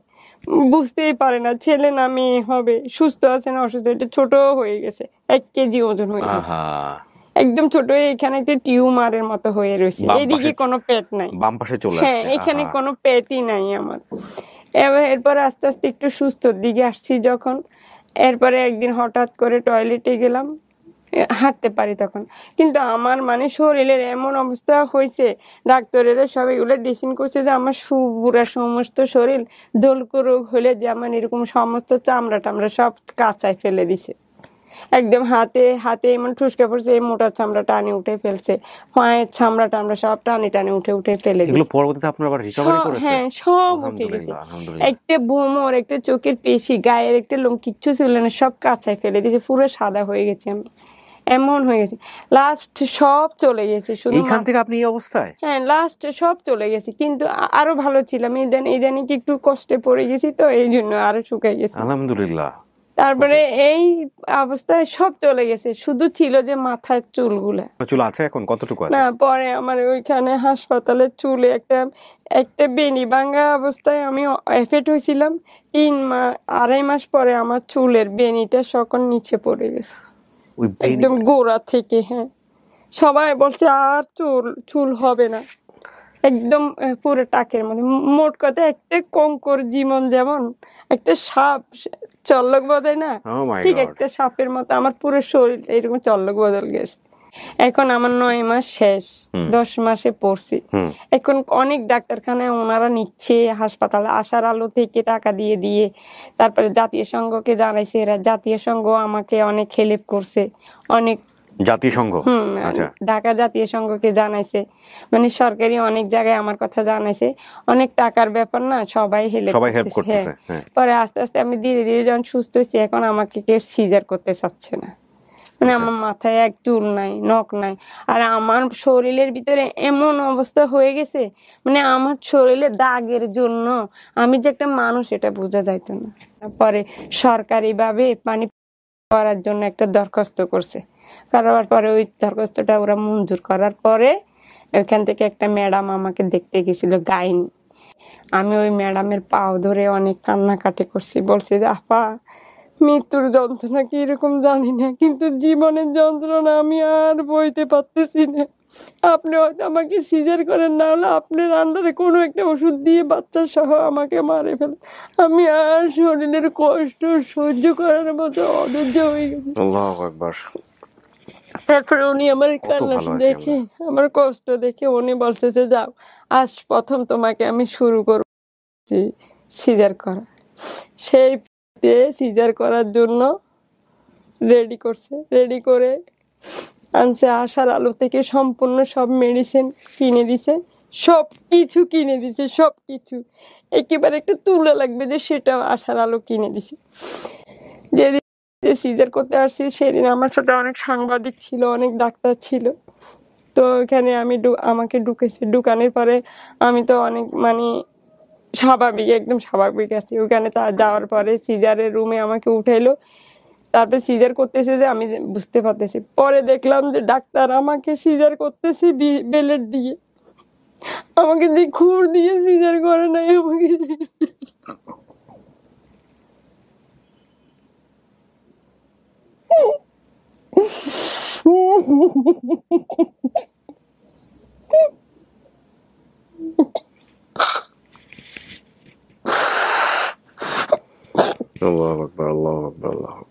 সিজার করে ধুয়ার পরে বাচ্চাটা যখন হয়েছে, তখন তো সবাই ওখানে দাঁড়ানো, বাইরে। ব্লেড দিয়ে কেন করছে? হ্যাঁ ব্লেড দিয়ে কেন করছে? ওই আমাদের যে যন্ত্রগুলো দিছে এগুলো নতুন ছিল, ওরা এগুলা রেখে দিছে, রেখে দিয়ে ওদের যন্ত্র দিয়ে করলে আমার ভাইরাস অন্য একটা রোগীতে হয়তো থাকে যাবে বা কিছু, এই জন্য ওরা ব্লেড দিয়ে কাটতেছে। আমি বুঝতে পারতেছি পেটটা যখন কাটতেছে আমি পুরো বুঝতে পারতেছি যে মানে ব্লেড দিয়ে কাটতেছে। তখন আমার জ্ঞান আছে, এখন আমি ওমা ওমা বলে চিল্লি করতেছি, তো তখন ওরা ইনজেকশন করে আমাকে অজ্ঞান করে ফেলে। তারপরে কি করে? অজ্ঞান করার পরে সিজার করে আনে, সিজার করে সব রুগীদেরকে সিজার করে করে সিজড়ে দিছে, আমাকে সিঁড়ে দেনে নিচে ফেলে রাখছে গল্লির ভিতরে। শুনছে আমি HIV, তার গল্লিতে ফেলে রাখছে। পরের দিন জ্ঞান আসছে, এক বিল্ডিং এ আমার মেয়েকে নিয়ে গেছে, আরেক বিল্ডিং এ আমাকে। আমার সিজার হওয়ার পরেই আমার মেয়েকে ওরা কলেরা হাসপাতালের সাথে সাথে নিয়ে গেছে টেস্ট করার জন্য যে ও পজিটিভ কিনা, না ওর কোন শরীরে কোন জায়গায় এফেক্ট হয়েছে নি দেখার জন্য। তখন ও 1 কেজি থেকে 2 পয়েন্ট কম হয়েছে, 1 কেজি পুরোপুরি হয়ও না। আচ্ছা, একদম শুকনা হয়েছে, মাথায় একটা চুলও ছিল না, একটা চুল না, একটাও না, একদম সব চুল, শরীরের পুষ্টি নষ্ট হয়ে মাথা চুল টুল সব নষ্ট হয়ে ওখানে পড়ে গেছে। পরে তখন HIV টেস্ট করা হয়নি মেয়েটার? না, ওকে তো আর HIV এখন টেস্ট করবে না, 18 মাস পরে। আপনার তো মনে হতো যে না আমার কি হয়েছে না, আমার বাচ্চাটা যাতে ফ্রি থাকে। আমি তো মানে সিজার যখন হয়েছে তখনও মানে ভিতরে ভিতরে শুধু সূরা রহমান পড়তেছি আর আল্লাহকে ডাকতেছি আর বলতেছি, আল্লাহ গো এত কষ্টের জীবন আর সহ্য করতে পারি না, যদি আমার মেয়েটা মানে সুস্থ থাকে তাহলে দুনিয়া দেখাইও, আর যদি অসুস্থ থাকে তাহলে আল্লাহ তুমি সিজারের ওইখান থেকে আমার বাচ্চাটাকে নিয়ে যাইও। আমি আর এই কষ্টের বার, যদি বাচ্চাটা অসুস্থ হয় তাহলে আমি এই বার আর সহ্য করতে পারবো না, আর পারবো না। ডাক্তারেরা ভাত দিয়ে যায় বাহিরে, ডাক্তারেরা পানি দিয়ে যায় বাহিরে, ডাক্তার দরজার বাহিরে দাঁড়ায় থেকে আমাকে ভালো মন্দ জিজ্ঞেস করে, ভিতরে ঢুকে না। পরে 3 দিন ছিলাম, 3 দিন পরে যখন আশার আলোতে ফোন করছি, আশার আলো গাড়ি দিয়ে ওদের অফিসে নিয়ে গেছে। ওদের অফিস আমার ঘর বাড়ির মতো হয়ে গেছে, ওদের অফিসে 6 মাস একটানা ছিল। এইভাবে 16 মাস এই ডাক্তারখানায় অসুস্থ জীবন নিয়েছিলাম, 16 মাস। আপনার বাচ্চা রিকভারি হলো? এরপরে বাচ্চাটা যখন হয়েছে মোটামুটি আমি আল্লাহর রহমতে তখন অনেকটাই সুস্থ। আল্লাহর কি কুদরত দেখেন, আল্লাহ যে আসলে মানে আমরা আসলে বুঝতেই পারি না কখন যে কি হবে। এই সব চলে গেছে, দেখেন চোখ জয়েন্ট হয়ে গেছে, এই যে আমার চোখগুলো এখন পুরোপুরি সম্পূর্ণ ভিতরে সব জয়েন্টে। তারপরে ওইখানে টেস্ট করার পরে কাটার পরে ওরা দেখতেছে চোখের ভিতরে সব জয়েন্ট হয়ে গেছে, কিন্তু মনিগুলো ভালো আছে। আলহামদুলিল্লাহ। 18 মাসের ঘটনা কিন্তু এখনো আসে নাই, বেবি কিন্তু এখনো টেস্ট করা বাকি আছে। তারপরে এইখান থেকে তো গেলাম, এই কয়দিন মানে মেয়ের বয়স যখন 1 মাস হয়েছে তখন মেয়েটাকে শুধু দেখতো, চেয়ে চেয়ে দেখতো আর বলতো, ইস আমি না অনেক কষ্টে ছিলাম, কি হবে। আল্লাহর কাছে লাখো শুকরিয়া, আল্লাহ আমার এত শাস্তি দিছে তারপরে আমাকে একটা মেয়ে দিছে। আমি আর বাবা হারাও না, মা হারাও না, আমার এখন মাও আছে বাবাও আছে। বলতো আর চাইতো কিন্তু কোলে নিতে পারতো না, শুকনা যে অশক্তি যে কোলে নিতে পারতো না, পাশে দিয়ে বসে বসে চেয়ে থাকতো। পরে এক সময় এরকম হঠাৎ করে ওর গায়ে ঠোঁয়া ফুটে গেছে, দেখে সোমবারে ঠোঁয়া ফুটছে, মঙ্গলবার দিন সকালে বাচ্চাদেরকে বাসায় রেখে ওকে নিয়ে আবার আমি ঢাকায় চলে আসছি। এখন আমার কষ্ট দেখে ওইখানে রুগীরা সবাই বলতেছে, আফা আপনি যান বাড়িতে, ওই আমরা ভাইয়াকে দেখবো। এই ভরসায় গেছি, বলতে যে শুক্রবারে যে মেয়েটাকে ওর ফুপির কাছে দিয়ে আসবো, রোববারে আবার আমি ঢাকায় চলে আসবো। শুক্রবারে 7টা বাজে যে পড়ছি, রাত্রে 10:30, আমি 7টা 8টার দিকে যে পড়ছি, পৌঁছে বাসায় ঢুকছি, ছেলেটাও ঘুমে মেয়েটাও ঘুমে, আর ছেলের সাথে মেয়ের সাথে কারোর সাথে আমার কথা হয়নি। পরে আমি গা গোসল ধুইলাম, ধুয়ে একজনের রান্না করে ভাত দিয়ে গেছে, ভাতগুলো হবে প্লেটে নিয়েছি, এইমাত্র হাসপাতালের থেকে ফোন করছে। শুক্রবারেই হাসপাতাল থেকে ফোন করে বলতেছে, আপা আপনি কি চলে গেছেন? আমি বলছি, হ্যাঁ আপা আমি তো চট্টগ্রাম চলে আসছি। বলছে, আপা আপনার হাজবেন্ড খুব অসুস্থ, আপনি এখন আবার রওনা করেন, আপনার হাজবেন্ড স্ট্রোক করছে, কানের পর্দা দুটোটা ফেটে গেছে, কান দিয়ে এত রক্ত যাচ্ছে, আমরা কোনো রকম ওনাকে রক্ত বন্ধ না করতে পেরে ওনাকে ICU-তে দিছি। তারপরে ICU-তে দিছে বলছে, তার যখন বলছে ICU-তে দিছে আমি বলছি যে আর তো নাই, শেষ। তারপরে এই বাচ্চাদেরকে ফেলে আবার সেই রাত্রে 12:30টার গাড়ি দিয়ে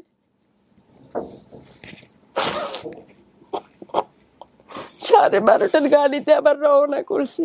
আমি পরে আসি দেখি কি সিটে নাই, খুঁজতেছি পাই না। ডাক্তারেরা সবাই বলতেছে ওনাকে আইসিইউতে রাখছি। পরে ওই সিট থেকে দৌড়ে আইসিইউতে ঢুকছি। ঢুকার পরে ডাক্তার একটা আঞ্জা করে ধরে বলতেছে, আফা আপনি এত অস্থির হচ্ছেন কেন, সবাই আছে তো। পরে দাঁড়াইছি, আর একটা রুগী বলে যে কালকে রাত্রে রুগী মারা গেছে, যে ওইটার ওয়াইফ আসছে। এই কথা মানে কানে গেছে, যে তখন যে টাইসের উপরে এমন ভাবে চিৎকার করে বলছি, আরে কেউ নাই, কেউ নাই। জীবনে কত কষ্ট, কত বেদনা আমার কান্না দেখে পুরো হাসপাতালের মানুষ কান্না করছে। পরে শুনি যে সেই রাত্রে নিয়ে মগঘরে নিয়ে ফ্রিজে রেখে দিছে, কোনো গার্জিয়ান নাই বলে। পরে কান্না করছি, সবার কাছে ফোন করতে করবো যে কাউকে খুঁজে পাচ্ছি না। মানে আশার আলোতে ফোন করছি, আশার আলোর হাবিব আফা, হাসান ভাই, ডাক্তার আফা সবাই দৌড়ে চলে গেছে। সবাই যাই দেখতেছে আমি ফুলরে ঘুরিয়েছি আর কান্না করতেছি। পরে অ্যাম্বুলেন্স ধরে দিল, এই একা একা লাশটা নিয়ে আবার বাড়িতে আসছি। ছেলে মেয়ে রয়ে গেছে চট্টগ্রাম, আমি ঢাকা। লাশটা নিয়ে গেছি নোয়াখালী। পরে ওর বন্ধুরা গাড়ি করে বাচ্চাদেরকে ডাকে চিটাগং থেকে নোয়াখালী আনছে। আপনারা কি জানতো যে যাকে কবর দিচ্ছে এইডস এর পেশেন্ট ছিল? সবাই জানতো? আমাদের বাড়িতে সবাই জানতো, কিন্তু প্রথমত সবাই একদম ঘৃণা করছে, মানে কেউ মিশতেছে না, খাচ্ছে না, ধরতেছে না। লাশটা ঠিকমতো দাফন করেছে? হ্যাঁ করছে। তারপরে বাড়িতে সবাই, পরে আমার বোন ননদ আমার পাশে ছিল তো, ওই আশার আলো থেকে সবাই সবকিছু বলতে যে কোনো ছোঁয়াছুঁই রোগ না, এতে কিছু হয় না, এগুলো সবাইকে বুঝেছে। আবার আমার ভাইরা যেও সবাই মানে স্বাভাবিক চোখে দেখছে। আপনার বাচ্চাটা কি তখন আপনি ডায়াগনোজ করেছেন? না, তখন আপনি জানেন না যে বাচ্চার আপনার এইচআইভি পজিটিভ কিনা? না, জানি না। তারপরে কি হলো বাচ্চাটা? তারপরে যে বাচ্চাটাকে ওর আব্বু মরে গেছে, তখন তো আমি চোখে ভালো করে দেখি না, তো ওর আব্বু মরে গেছে তখন বাচ্চার বয়স 1 মাস 17 দিন, মেয়েটার বয়স। তাই 1 মাস। পৃথিবীর কোন সিনেমাতে এটা পোট্রে করা সম্ভব? কোন নাটকে এটা পোট্রে করা সম্ভব? আমি জীবনে এত মানে স্যাড স্টোরি শুনেছি, এত কষ্টের শুনেছি, আনথিঙ্কেবল। তারপরে ওই বাচ্চাটাকে ওর আব্বু মরে গেছে, আমি চোখে দেখি না, হাঁটতে পারি না ঠিক করে। পরে বাচ্চাটাকে আমার ননদ নিয়ে গেছে। নিজেও আস্তে আস্তে আর কি করবো, বাপের বাড়ি থেকে এক সময় গেছি ননদের বাসায়, গেলাম, যাই ওখান থেকে একটু কাজ শিখলাম, কাজ শিখে তারপর নিজে কি করব শক্ত হয়ে দাঁড়িয়েছি। 70-80 লাখ টাকা সব বানের পানির মতো চলে।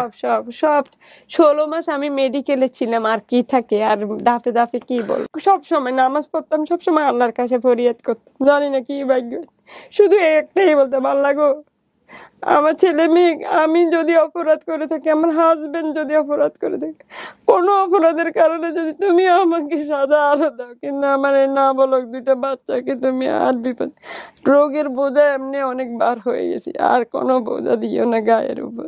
সবসময় আল্লাহর কাছে এটাই ফরিয়াদ করতাম। তারপরে এই আস্তে আস্তে দিনকে দিন ভালো হইতে লাগে। তারপর আমার মাথার চুল হইলো, সমস্ত গায়ের দাগগুলো যে কোথায় চলে গেছে আমি নিজে বুঝতে পারতেছি, আলহামদুলিল্লাহ। কিন্তু আমাকে চিনাই যেত না যে আমি নাসিমা। আল্লাহ দিলে এখন আমার চুলও প্রায় 8 সমান হয়ে গেছে, মাশাআল্লাহ। সবকিছুই সব হয়েছে। তারপরে চাকরি করতে আল্লাহর রহমতে মেয়ের বয়স যখন 17 মাস হয়েছে, তখন আরো এই 1 মাস যে কি কষ্টে চিন্তায় যাচ্ছে জানি না, কখন 18 মাস হবে, কখন ঢাকা থেকে। জীবনে বহুত পরীক্ষা দিয়েছেন আপনারা, আমি জানি প্রত্যেকটা মানুষই পরীক্ষা দেয়, জীবন মানেই পরীক্ষা, কিন্তু এরকম ভয়াবহ পরীক্ষা দিয়েছেন কখনো? মানে 1 মাস পরে আমার এই বাচ্চাটার কি হবে, সবচেয়ে কাঙ্ক্ষিত সম্পদ, যেই বাচ্চাটার জন্য উনি মসজিদে গিয়ে ঝাড়ু দিত একটা মেয়ের জন্য, সেই মেয়েটার টেস্ট কি আসবে সেটার জন্য ওনার টেনশন। 18 মাসের লাস্ট মাস। What a story. এবং এই টেস্টটা আমি বলি, আজকে বাংলাদেশের এই এপিসোডটা এইডস সম্পর্কে, এইচআইভি সম্পর্কে নতুন করে ভাবতে শেখাবে, শুধু এতটুকুই বলতে পারি, যদি মিনিমাম সেন্সটুকু থাকে আপনাদের মধ্যে। তারপরে শুধু অপেক্ষা থাকতাম কখন মোবাইলে ফোন করবে ঢাকা থেকে, বলবে আপা আপনার মেয়েকে নিয়ে আসেন, এইরকম অপেক্ষা থাকতাম। একদিন একদম অনেক কাজ করতেছি, একটা বউ সাজাচ্ছি, ঠিক তখন ফোন করছে, নাসিমা আপা আপনার বাচ্চাটাকে তো আগামী বৃহস্পতিবার একটু নিয়ে আসতে হবে, ওর 18 মাস পূর্ণ হয়ে আশার যাবে। আলো থেকে? হ্যাঁ, ওকে। টেস্ট করছে, সবাই ওকে দিয়ে দেখে অবাক, হাসপাতালের সবাই, অনেক বিদেশি ডাক্তারেরা আসছে দেখতে, পিজির ডাক্তারেরা ফোন করছে, আশার আলোতে গেছে, তারপরে আপনার নাইজেরিয়ার ডাক্তারেরা গেছে, সবাই দেখে বলছে কিউট বেবি, কি সুন্দর হয়ে গেছে বেবিটা। তা এখন আমাদের ওই হাবিব আপা না আমার বেবিকে কোলে নিয়ে বসে আছে, কার টেনশন করি না, ওর ব্লাড নিচে তো টেস্ট করে চলে আসবে ইনশাল্লাহ, তোমার মেয়ে, সবাই বলতেছে ভালো থাকবে। তো এখানে একটা সাবি আপা আসে, আফা আবার বাচ্চাদের মানে টেস্ট টাইলে ওই মাদেরকে যে উনি এত ফিল মানে এত করে রাখে, মানে দুর্বল হইতে দেয় না, দুর্বল হইতে দেয় না যে অসুস্থ হয়ে যাবে। তখন কথা বলতে বলতে হট করে হাবিব এখানে আফা বলতেছে, সানোয়ার ভাই এসে বলতেছে, আফা আপনার মেয়ে নেগেটিভ। আলহামদুলিল্লাহ। আফা ভাইয়া ওই দিনে আমার মনে যে পৃথিবীতে আমার আরেকবার জন্ম হয়েছে, আবার আমি জন্ম করছি।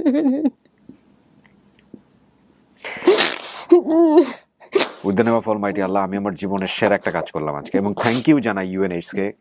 কিন্তু আমি সবার কাছে একটা কথা বলতে চাই, আমার আজকে এই ভিডিও কিন্তু আমার জীবনে এমন কিছু কিছু মানুষ আছে যারা জানে না যে আমি এইচআইভি আক্রান্ত। সবাই সবসময় এমনি যত বাসে বাড়া থাকি প্রায় দেখে আমি একটু অসুস্থ থাকি, মাঝে মাঝে অসুস্থ হয়ে পড়ি, আবার অনেক সময় অনেক শরীর হেলদি হয়ে যায়, চেহারা টেরা ভালো হয়ে যায়, মাঝে মাঝে একটু খাওয়া টাওয়া একটু এদিক সেদিক হইলে একটু সুস্থ হয়ে যায়।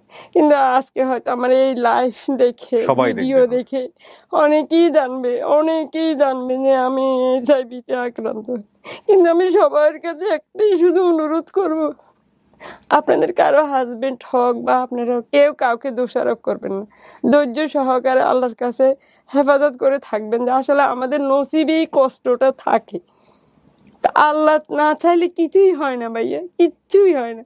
কিন্তু আমি প্রত্যেকটা ভাই আফা যারা আমার এই লাইফ দেখবেন, আমার জীবনীও শুনবেন, সবার কাছে আমার একটা রিকোয়েস্ট থাকবে, আমার স্কুল জীবনে, আমার ছেলের স্কুল জীবনে অনেকে হয়তো দেখবে, কারণ এখন তো ছোট ছোট বাচ্চাদের হাতেও লাইফ আছে, মোবাইল আছে, সবার কাছে আমার হাত জোর করে অনুরোধ করছি, কেউ আমার ছেলেকে মেয়েকে আমার রোগের কারণে এতটুকু তুচ্ছ করিয়েন না। আমার ছেলে মেয়েরা আমার অনেক কষ্টের সম্পদ, আমি অনেক জীবন অনেক সুখ দেখেছি, কিন্তু তার চেয়ে দ্বিগুণ দুঃখী আমি আজকে 1 বছর আবার কোনো কর্ম করতে পারি না, অসুস্থ হয়ে যায়, ছেলে মেয়েদেরকে নিয়ে অনেক কষ্টে আছি, অনেক কষ্টে। একটা চাকরির জন্য অনেক চেষ্টা করি, কেউ একটা চাকরি দেয় না, কিন্তু পার্লারের কাজ আজকে 1 বছর করি না। আমার এই জীবনের মতো জীবন কারণ না হয়।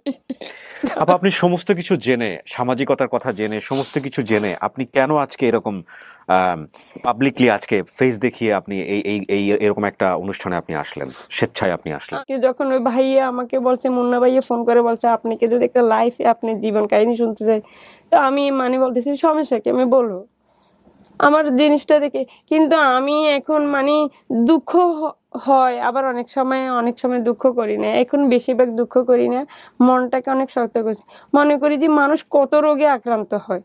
যেমন আমার এইচআইভি রোগে শুধু 3টে কারণ যদি আমরা মেনটেন করে রাখি, তাহলে কেউ শরীর থেকে কারো গায়ে যায় না, মানে ওষুধ খাইলেই কন্ট্রোলে চলে আসলে আর কোনো অসুস্থ। এমন ভাইয়েরা আছে জানেন, রোগ ধরা খাইছে 25 বছর হয়েছে, আমার চোখের সামনে আমি চিনি এদেরকে। অনেক আফার আছে, বাংলাদেশের যে সর্বপ্রথম 1 নাম্বার রোগী, সেও এখনো বেঁচে আছে, সে 26 বছর এইচআইভি আক্রান্ত। তার মানে আপনি বলতে চাচ্ছেন যে আপনি মিডিয়া ফেস করছেন এটা বলার জন্য যে এটা নিয়ে আপনাদের যে ভুল ধারণা, সেই ভুল ধারণা যাদের কাছে, এরা কিন্তু সম্পূর্ণ ভুল।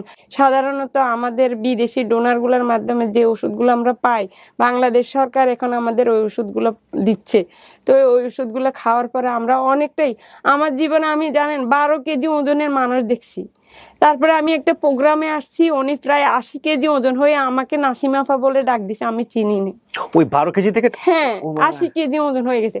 তারপরে আমি ওনাকে চিনি না, উনি আমার হাত ধরে বলতেছে এই দিদি আমি কুমিল্লা, এখনো বেঁচে আছে আল্লাহর রহমতে, ওনারা স্বামী স্ত্রী দুজনই পজিটিভ। বিবি আমেনা আপা যে একটা কেস বললেন, আমি জানি যে আমার এই ক্রাউডটা অনেক বড়, ইনশাআল্লাহ আলহামদুলিল্লাহ। তো এই ক্রাউডের কাছে আমি একটা এক্সাম্পল না, আমি আরো 2-3টা এক্সাম্পল নিয়ে আসবো সময়ের প্রেক্ষাপটে। আমার অনুষ্ঠানের মূল জায়গাটা কোনটা ছিল? আজকে যে লাইফের স্টোরিটা আপনারা দেখলেন, এই যে প্যারাডাইমটা আপনারা দেখলেন, যে গ্রাফটা আপনারা দেখলেন, যে মানুষটাকে ভালোবেসে সে বিয়ে করলো বা বিয়ের পরে যে মানুষটাকে সারা জীবনের সবচাইতে বড় সঙ্গী হিসেবে নিল, সেই মানুষটার চলে যাওয়া, এবং তারপরে উনি এইডসে আক্রান্ত হয়ে, সাধারণত HIV পজিটিভ হওয়ার পরে এইডসে যেতে অনেক সময় নেয়, উনি এইডসে চলে গেল এবং সে সময় উনি কনসিভ করা, ক্যান ইভেন ইমাজিন কনসিভ করা, এবং সেই বাচ্চা দুনিয়াতে আসলো, সে হচ্ছে নেগেটিভ, সুস্থ বাচ্চা, তারা এখন সুন্দর জীবনযাপন করতেছে, কোনো সমস্যা নেই। এবং আপনারা ওনার যে বর্ণনা শুনেছেন সেটা কত সালের? 2012 সাল। আজকে 2021 সাল, 9 বছর যাবৎ উনি সুস্থ আছেন এবং উনি সুন্দর স্বাভাবিক জীবনযাপন করতেছেন। তার মানে উনি কখনোই মানসিকভাবে দুর্বল হন নাই, মানসিকভাবে ভেঙে পড়েন নাই, এবং উনি মানসিকভাবে দুর্বল না বলেই এরকম একটা গণমাধ্যমকে উনি আজকে ফেস করেছেন দুইটা কারণে। একটা হচ্ছে, আমি যদি বুঝে না থাকি আপা, আমি যদি ভুল বলি আপনি আমাকে বলবেন যে আমি ভুল বুঝেছি।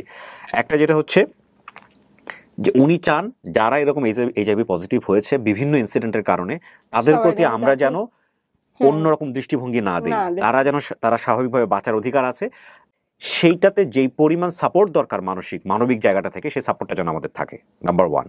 আর নাম্বার 2 হচ্ছে হলো, এটা হলেই যে মৃত্যু, এটা হলেই যে মারা যাবে, এই কনসেপ্ট থেকে আপনাদের বের হয়ে আসতে হবে। এটা একদম একটা বিকল্পহীন কল্পনা ছাড়া কিছুই না। সো আমাদের এই দৃষ্টিভঙ্গিটা পরিবর্তন করতে হবে। সচেতন হলে আমরা সার্ভাইভ করবো with the name of almighty Allah. আমি বারবার বলতেছি, আমাদেরকে সচেতন হতে হবে, সচেতন হলে আমরা সার্ভাইভ করব। এই যে এতগুলো ব্যাপার আমরা বললাম, আমরা একটা স্টোরি এখানে প্রেজেন্ট করলাম, সেগুলো আসলে মেডিকেল সায়েন্সের জায়গাটা থেকে কতটুকু লজিক্যাল? প্রথমে যদি আপনি আপনার পরিচয়টা আমাদেরকে একটু দেন প্লিজ। অনেক ধন্যবাদ। আমি শাহনাজ বেগম, আমি মেডিকেল ডক্টর এবং আমি ইউনিসেফে কাজ করছি বর্তমানে, কিন্তু নিউট্রিশন অফিসার হিসেবে কাজ করছি। কিন্তু আমার বিগত প্রায় 18 বছর কাজ করেছি আমি HIV পজিটিভদের সঙ্গে, এবং 7 বছর কাজ করেছি prevention of mother to child transmission of HIV এই জায়গাটাতে, এবং এটা ইউনিসেফের সঙ্গেই কাজ করেছি আমি। 18 years experience, almost 18 years experience HIVদের সঙ্গে কাজ করা। 2002 থেকে শুরু হয়েছে 2018 পর্যন্ত। ফাইন। বিবি আমেনার পুরো গল্পটা আপনি দেখলেন, আপনি প্রথমত আপনি কি বলতে চান দেখার পর, আপনার নিজের ওপিনিয়ন যদি কিছু বলার থাকে? অনেক সাহসী একটা পদক্ষেপ সে নিয়েছে, এবং সেটা নিয়ে সে যে বলেছে কথাগুলো, এটার জন্য আমি তাকে অসংখ্য মনের দিক থেকে, আমার দিক থেকে আন্তরিকভাবে আমি তাকে অনেক সাধুবাদ জানাচ্ছি। HIV মানেই হচ্ছে মৃত্যু, বা এইডস মানেই হচ্ছে মৃত্যু, এই স্টেজে এখন কি আমরা আছি? আমাদের মেডিকেল সায়েন্স কি মানে ওই দুর্বল স্টেজে আছে কিনা? আপনি যদি ধারাবাহিকভাবে আমাদের যে মাস ক্যাম্পেইনগুলো যদি ফলো করেন, বা মাস কমিউনিকেশনসগুলো যদি ফলো করেন HIV নিয়ে বা এইডস নিয়ে, তাহলে দেখবেন যে আমাদের সেই শুরুর দিকে যে মেসেজগুলো ডিসেমিনেটেড হতো, যেমন এইডস হচ্ছে মরণ ব্যাধি, এইডস হলে মৃত্যু অবধারিত, এই ধরনের মেসেজগুলো কিন্তু নেই আর এখন। তার মানে কি? তার মানে হচ্ছে যে মেডিকেল সায়েন্স অনেক ডেভেলপ করে গেছে। এইচআইভির যে আমরা যখন থেকে জানতে পারি, সারা বিশ্বে যখন জানতে পারলো 1981 দিক থেকে এই পর্যন্ত, খুব বেশি দিন কিন্তু হয়নি, তার চেয়েও অনেক পুরনো অসুখ রয়েছে, যেগুলো বা রোগ রয়েছে, যেমন ধরেন টিউবারকুলোসিস, যেটা নিয়ে আমরা এখনো হিমশিম খাচ্ছি। কাজেই তার দিক থেকে যদি আমরা বলি যে এটা অনেক নতুন একটা রোগ, এবং সেই রোগগুলো নিয়ে যত বেশি গবেষণা হয়েছে তা বোধহয় হয়তো টিউবারকুলোসিস নিয়ে এত গবেষণা হয়নি। কাজে ওই গবেষণার পরিপ্রেক্ষিতে কিন্তু এইচআইভিকে কত দ্রুত এই রোগটাকে সুস্থ করে তোলা যায় বা টিকার ব্যবস্থা করা যায়, এগুলো নিয়ে কিন্তু অনেক কাজ হচ্ছে। বিবি আমেনার যে সিচুয়েশনটা হলো লাস্ট পর্যায়ে এসে, তার বাচ্চাটা নেগেটিভ হলো, এটা কি মেডিকেল সায়েন্স গ্যারান্টি দিতে পারে যে কোনো অবস্থাতেই, যদি বিশেষ করে আপনি তো এই গ্রাউন্ডে কাজ করেছেন, নাকি এটা একটা মিরাকল? আপনি কি বলবেন আসলে? না, এটা মিরাকল না, এটা একদমই বিজ্ঞানসম্মত। কারণ হচ্ছে এইচআইভি পজিটিভ মা যদি এইচআইভি পজিটিভ থাকে এবং সে যদি ট্রিটমেন্ট নিয়ে থাকে, অ্যান্টিরেট্রোভাইরাল থেরাপি নিয়ে থাকে, এটা আমরা গল্পে শুনেছি, উনি যখন ওনার নিজের গল্পটা বলছিলেন যে উনি সন্তান যখন গর্ভে, তখন উনি অ্যান্টিরেট্রোভাইরাল থেরাপি একটা পর্যায়ে ওনাকে শুরু করা হয়, মোস্ট প্রবাবলি 6 মান্থসে তার শুরু করা হয়। এবং এখন অবশ্য মেডিকেল সায়েন্স আরো অ্যাডভান্স হয়ে গেছে যে এখন যখনই প্রেগনেন্সি হবে তখন থেকেই তাকে এই ওষুধটা শুরু করতে হবে, অ্যান্টিরেট্রোভাইরাল থেরাপি। কিন্তু উনি যখন শুরু করেছেন তখন কিন্তু গাইডলাইনটা ওরকমই ছিল, 6 মাস থেকে 7 মাসের মধ্যে অ্যান্টিরেট্রোভাইরাল থেরাপি শুরু করতে হবে। আপনি ধাপে ধাপে কিন্তু মেডিকেল সায়েন্স এদিকেও ডেভেলপ করেছে যে মা থেকে শিশুর সংক্রমণ, এইচআইভি সংক্রমণ যাতে প্রতিহত করা যায়, সেই জন্য কিন্তু আগে যে গাইডলাইনগুলো ছিল সেগুলো চেঞ্জ হয়ে হয়ে এখন এসেছে যে যখনই গর্ভধারণ করবে একজন এইচআইভি পজিটিভ ব্যক্তি মা, তাকে সাথে সাথে অ্যান্টিরেট্রোভাইরাল থেরাপি শুরু করতে হবে। এবং তার ফলে যেটা হবে যে মা যদি অ্যান্টিরেট্রোভাইরাল থেরাপির আওতায় আনা যায় তাকে, তাহলে তার সংক্রমণের হার কিন্তু অনেক কমিয়ে আনা সম্ভব। এবং এটা এতটাই কমিয়ে আনা সম্ভব যে এটা যদি সে ব্রেস্ট ফিডিং হয়, মা যদি তার সন্তান হওয়ার পরে যদি সে মায়ের দুধ খাওয়ায়, তাহলে সেক্ষেত্রে এর সংক্রমণের হার প্রায় 5% নিচে চলে আসে। আর যদি মা যদি পছন্দ করে যে না সে ব্রেস্ট ফিড করবে না, তবে সেক্ষেত্রে 2% নিচে নেমে আসে। তার মানে সংক্রমণের হার এমনি আমরা যদি কোনো ধরনের কোনো তাকে ইন্টারভেনশন না দিতাম, মানে মাকে যদি আমরা অ্যান্টিরেট্রোভাইরাল থেরাপি না দিতাম, বা সন্তান জন্মের পরেও কিন্তু আমরা সন্তানকেও অ্যান্টিরেট্রোভাইরাল থেরাপি প্রোফাইল্যাক্সিস বা প্রতিষেধক হিসাবে দিয়ে থাকি। এটা যদি না দেওয়া হয় তাহলে সেই ক্ষেত্রে সংক্রমণের হার কিন্তু 35% থেকে 40% মতো, কাজে সেখান থেকে অনেক অনেক কমিয়ে আনা যায়। ওকে, এখন আমরা যেটা বলছি যে এইচআইভি পজিটিভ হলে এটাকে প্রতিরোধ করা যায়, আবার কিওরও করা যায় না। মানে প্রতিরোধ আর কিওর এই শব্দটার ব্যাপারে আমি একটু জানতে চাই যে পজিটিভ মানে হচ্ছে ডিজিজ কিওর হবে না, কিন্তু প্রতিরোধ করা যাবে, মানে আসলে ডিফারেন্সটা কোথায় আসলে? মানে শব্দটা একটু এলোমেলো হয়ে গেছে আর কি। ব্যাপারটা এরকম যে এইচআইভি পজিটিভ যদি কেউ হয় এবং সে যদি একটু আর্লি ডায়াগনোসিস হয়, যেমন আমরা এই ক্ষেত্রে দেখেছি যে ওর স্বামী ডায়াগনোসিসটা অনেক লেট ডায়াগনোসিস ছিল, কিন্তু তারপরেও সে কিছুদিন বেঁচেছে। তাকে যেহেতু অ্যান্টিরেট্রোভাইরাল থেরাপি দেওয়া হয়েছিল সে বেঁচেছে, কিন্তু অলরেডি সে এইডস পর্যায়ে চলে গেছিল, যেটা সংক্রমণের 4র্থ ধাপ। এবং যখন সে 4র্থ ধাপে বা শেষ পর্যায়ে চলে যায় তখন মৃত্যুটা ত্বরান্বিত হয়ে যায়। কিন্তু তার আগে যদি সে ডায়াগনোসিস হয়, এবং সেক্ষেত্রে আমরা এইডসটাকে ডিলে করতে পারি, ডিলে হয়ে যায়। কারণ মেডিসিন খাওয়ার ফলে যেটা হবে যে মানে অ্যান্টিরেট্রোভাইরাল থেরাপি মেডিসিনটা খাওয়ার পরে শরীরের ভিতরে যে ভাইরাসগুলো থাকে সেই ভাইরাসগুলো তার যে বংশবৃদ্ধি করার প্রবণতা সেটা একদম দমিয়ে ফেলা যায়। ফলে এইচআইভি যখন শরীরের ভিতরে তার সংখ্যা যখন কমে যাবে, তখন আমাদের যে সিস্টেমগুলোর উপরে তার যে প্রভাব, সেই প্রভাবগুলো তখন আর থাকবে না।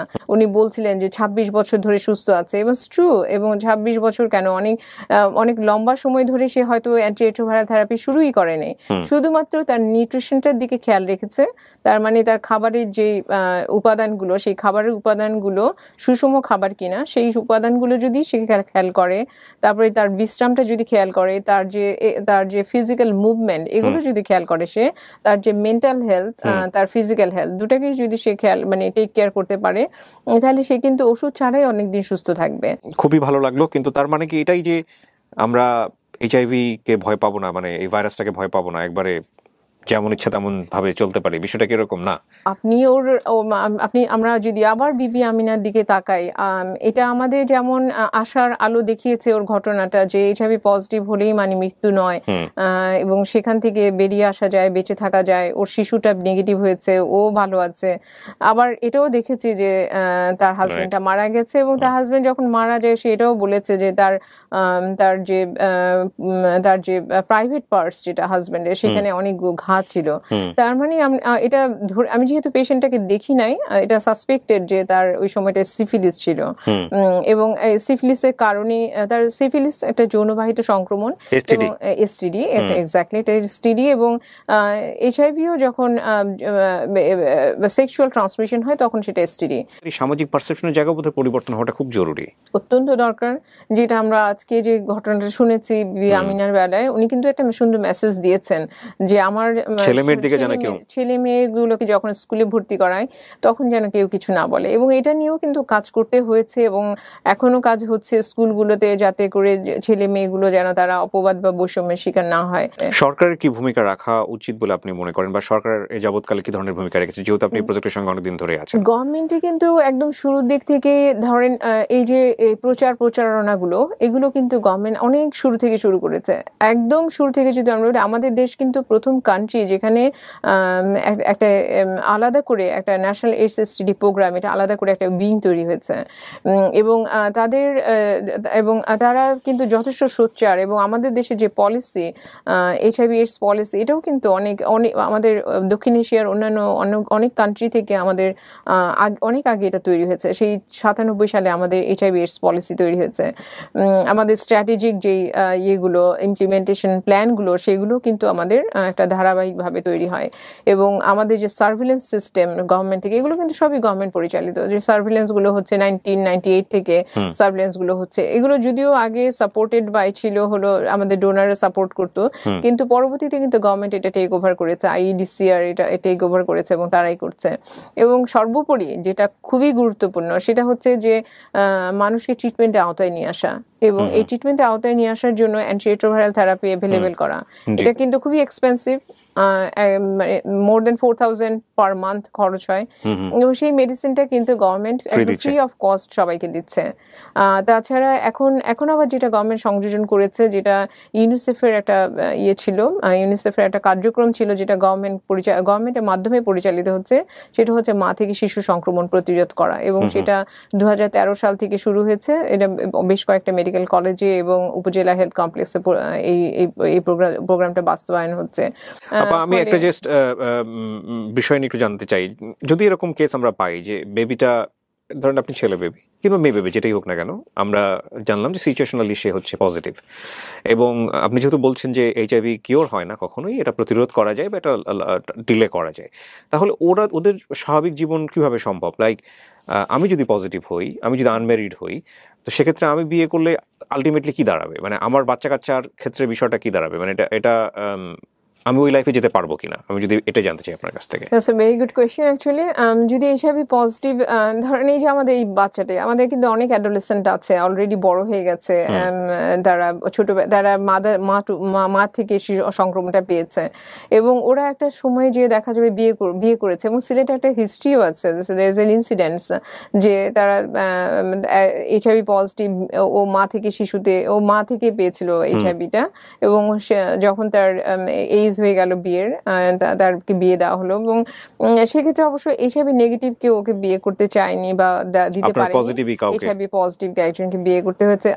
অ্যান্ড সবচেয়ে মানে খুশির বিষয়টা হচ্ছে যে ও মা থেকে শিশু পেয়েছে HIV, she was a case of PMT, এবং ওর যে সন্তানটা হয়েছে সে কিন্তু নেগেটিভ। মানে দুজনই হাজবেন্ড দুজনই যেহেতু অ্যান্টিরেট্রোভাইরাল থেরাপির আওতায় আছে, তাদের দুজনেরই সমস্ত বডি ফ্লুইডে এটার ভাইরাসের সংখ্যা কম, ইনক্লুডিং সিমেন। কিন্তু যদিও মানে যে HIV পজিটিভ না এরকম কাউকে যদি ও বিয়ে করতো, সেক্ষেত্রে কি হতো কেসটা? সেক্ষেত্রেও এটা কিন্তু 100% ট্রান্সমিশন হয় না। তার মানে হচ্ছে যে যারা HIV positive, sexual transmission efficiency বলি আমরা, যে কতটুকু এফিশিয়েন্টলি ট্রান্সমিশন হতে পারে এই রুটে, এটার এফিসিয়েন্সি কিন্তু অনেক কম ব্লাড ট্রান্সমিশন থেকে। ব্লাড ট্রান্সমিশনে কিন্তু সরাসরি ট্রান্সমিশনটা হয়ে যাচ্ছে, কিন্তু যদি হয় সেক্সুয়াল রুটে ট্রান্সমিশন এফিসিয়েন্সি, সিমেনের কথা যদি আমরা বলি, সেটা সেক্সুয়াল রুটে transmission either সিমেন or vaginal fluid, দুজনে থেকেই পেতে পারে।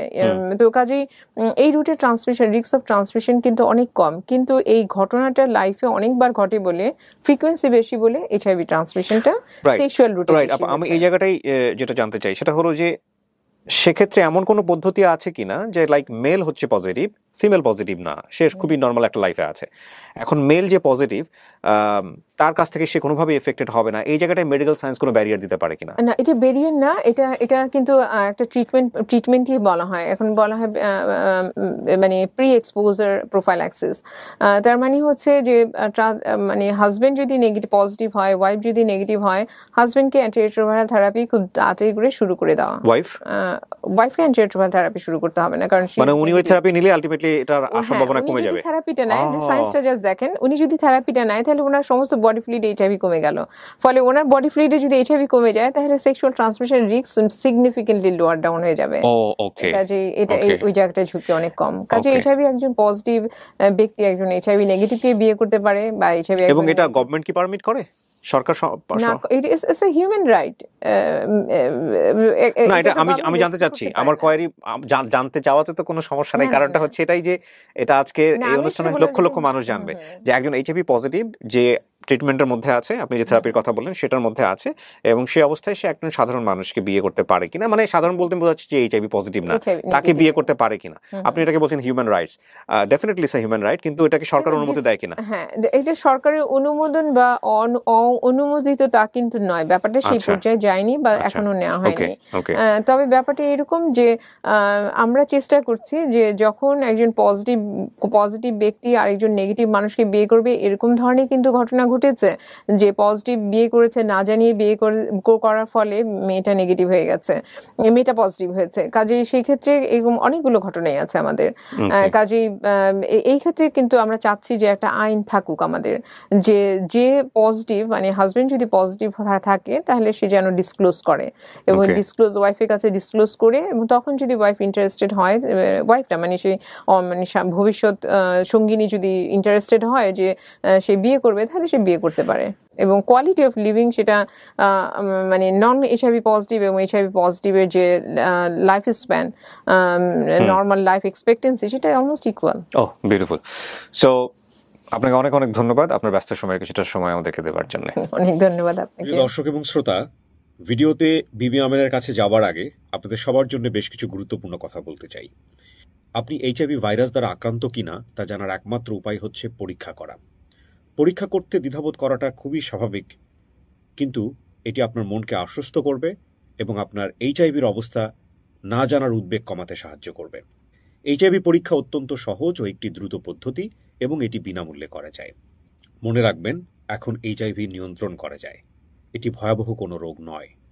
আপনি যদি পরীক্ষায় নিশ্চিত হন যে আপনি এইচআইভি ভাইরাস দ্বারা আক্রান্ত, তবে আপনি দ্রুত চিকিৎসা শুরু করতে পারবেন, যা আপনাকে সুস্থ থাকতে সাহায্য করবে এবং আপনি স্বাভাবিক জীবনযাপন করতে পারবেন।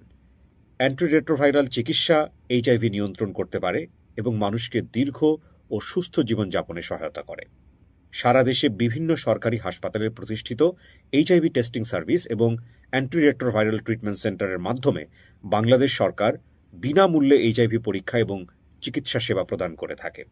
যদি এইচআইভি সম্পর্কে আপনার কোনো প্রশ্ন থাকে, তাহলে অনুগ্রহ করে যোগাযোগ করুন 01729536606 অথবা 0288532663 এই নম্বরে। আপনি এইচআইভি নিয়ে বসবাসকারী মানুষদের প্রতি সমাজের যে বৈষম্যমূলক আচরণ দেখছেন, তা হ্রাস করার নিমিত্তে সেই সব মানুষের প্রতি সমর্থন প্রদান করে যথাসম্ভব গুরুত্বপূর্ণ ভূমিকা পালন করতে পারেন। সেই সাথে সমাজের অন্যদের কাছ থেকে এইচআইভি নিয়ে যেসব কল্পনাপ্রসূত বা গতানুগতিক ভুল চিন্তাধারা দেখে এসেছেন, তা সংশোধন করার জন্য সোচ্চার হতে পারেন।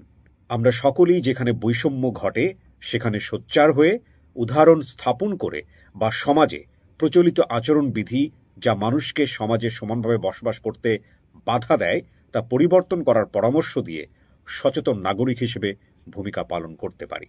মনে রাখতে হবে, সকল প্রকার বৈষম্যের অবসান ঘটাতে আমাদের সবারই সুনির্দিষ্ট ভূমিকা। দর্শক, আমরা আবারও ফিরছি মূল গল্পে।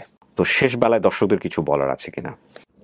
আপনারা আমার জন্য দোয়া করবেন, আমার বাচ্চাদের জন্য দোয়া করবেন, আর সকল ভাই এবং সকল আপা ভাইয়া যে যেখান থেকে আমার লাইফটা দেখবেন, সবার কাছে আমি বলবো যে আপনাদের পরিচিত যদি কোনো ভাইয়া বা আপা এরকম আক্রান্ত হয়ে আসে, অবশ্যই আপনারা ওনাদেরকে ঘৃণার চোখে না দেখে সুস্থতার জীবনের জন্য একটা সাহস দিয়ে ওনাদেরকে একটা ডাক্তার বা একটা আমাদের ঢাকাতে চিটাগাং একটা সেন্টার আছে আশার আলো সোসাইটি, বন্ধু সংস্থান, মুক্ত আকাশ বাংলাদেশ, ক্যাফ, এগুলো আছে, যে কোনো একটা জায়গায় ওনাদেরকে দেখা দিবেন। আর বিশেষ করে যদিও না পারেন অন্তত ঢাকা মেডিকেল আর চিটাগাং মেডিকেল এই দুই Right. জায়গাটা সবাই আমি সত্যি করে। লাস্টে ধন্যবাদ জানাই ইউএনএইডস কে এরকম একটা অনুষ্ঠান করে মানুষকে সচেতন করবার জন্য, এবং যেটা আমি বলছিলাম শুরুতেই যে live particularly this episode is presented by UNAIDS in association with PLHIV NOP+.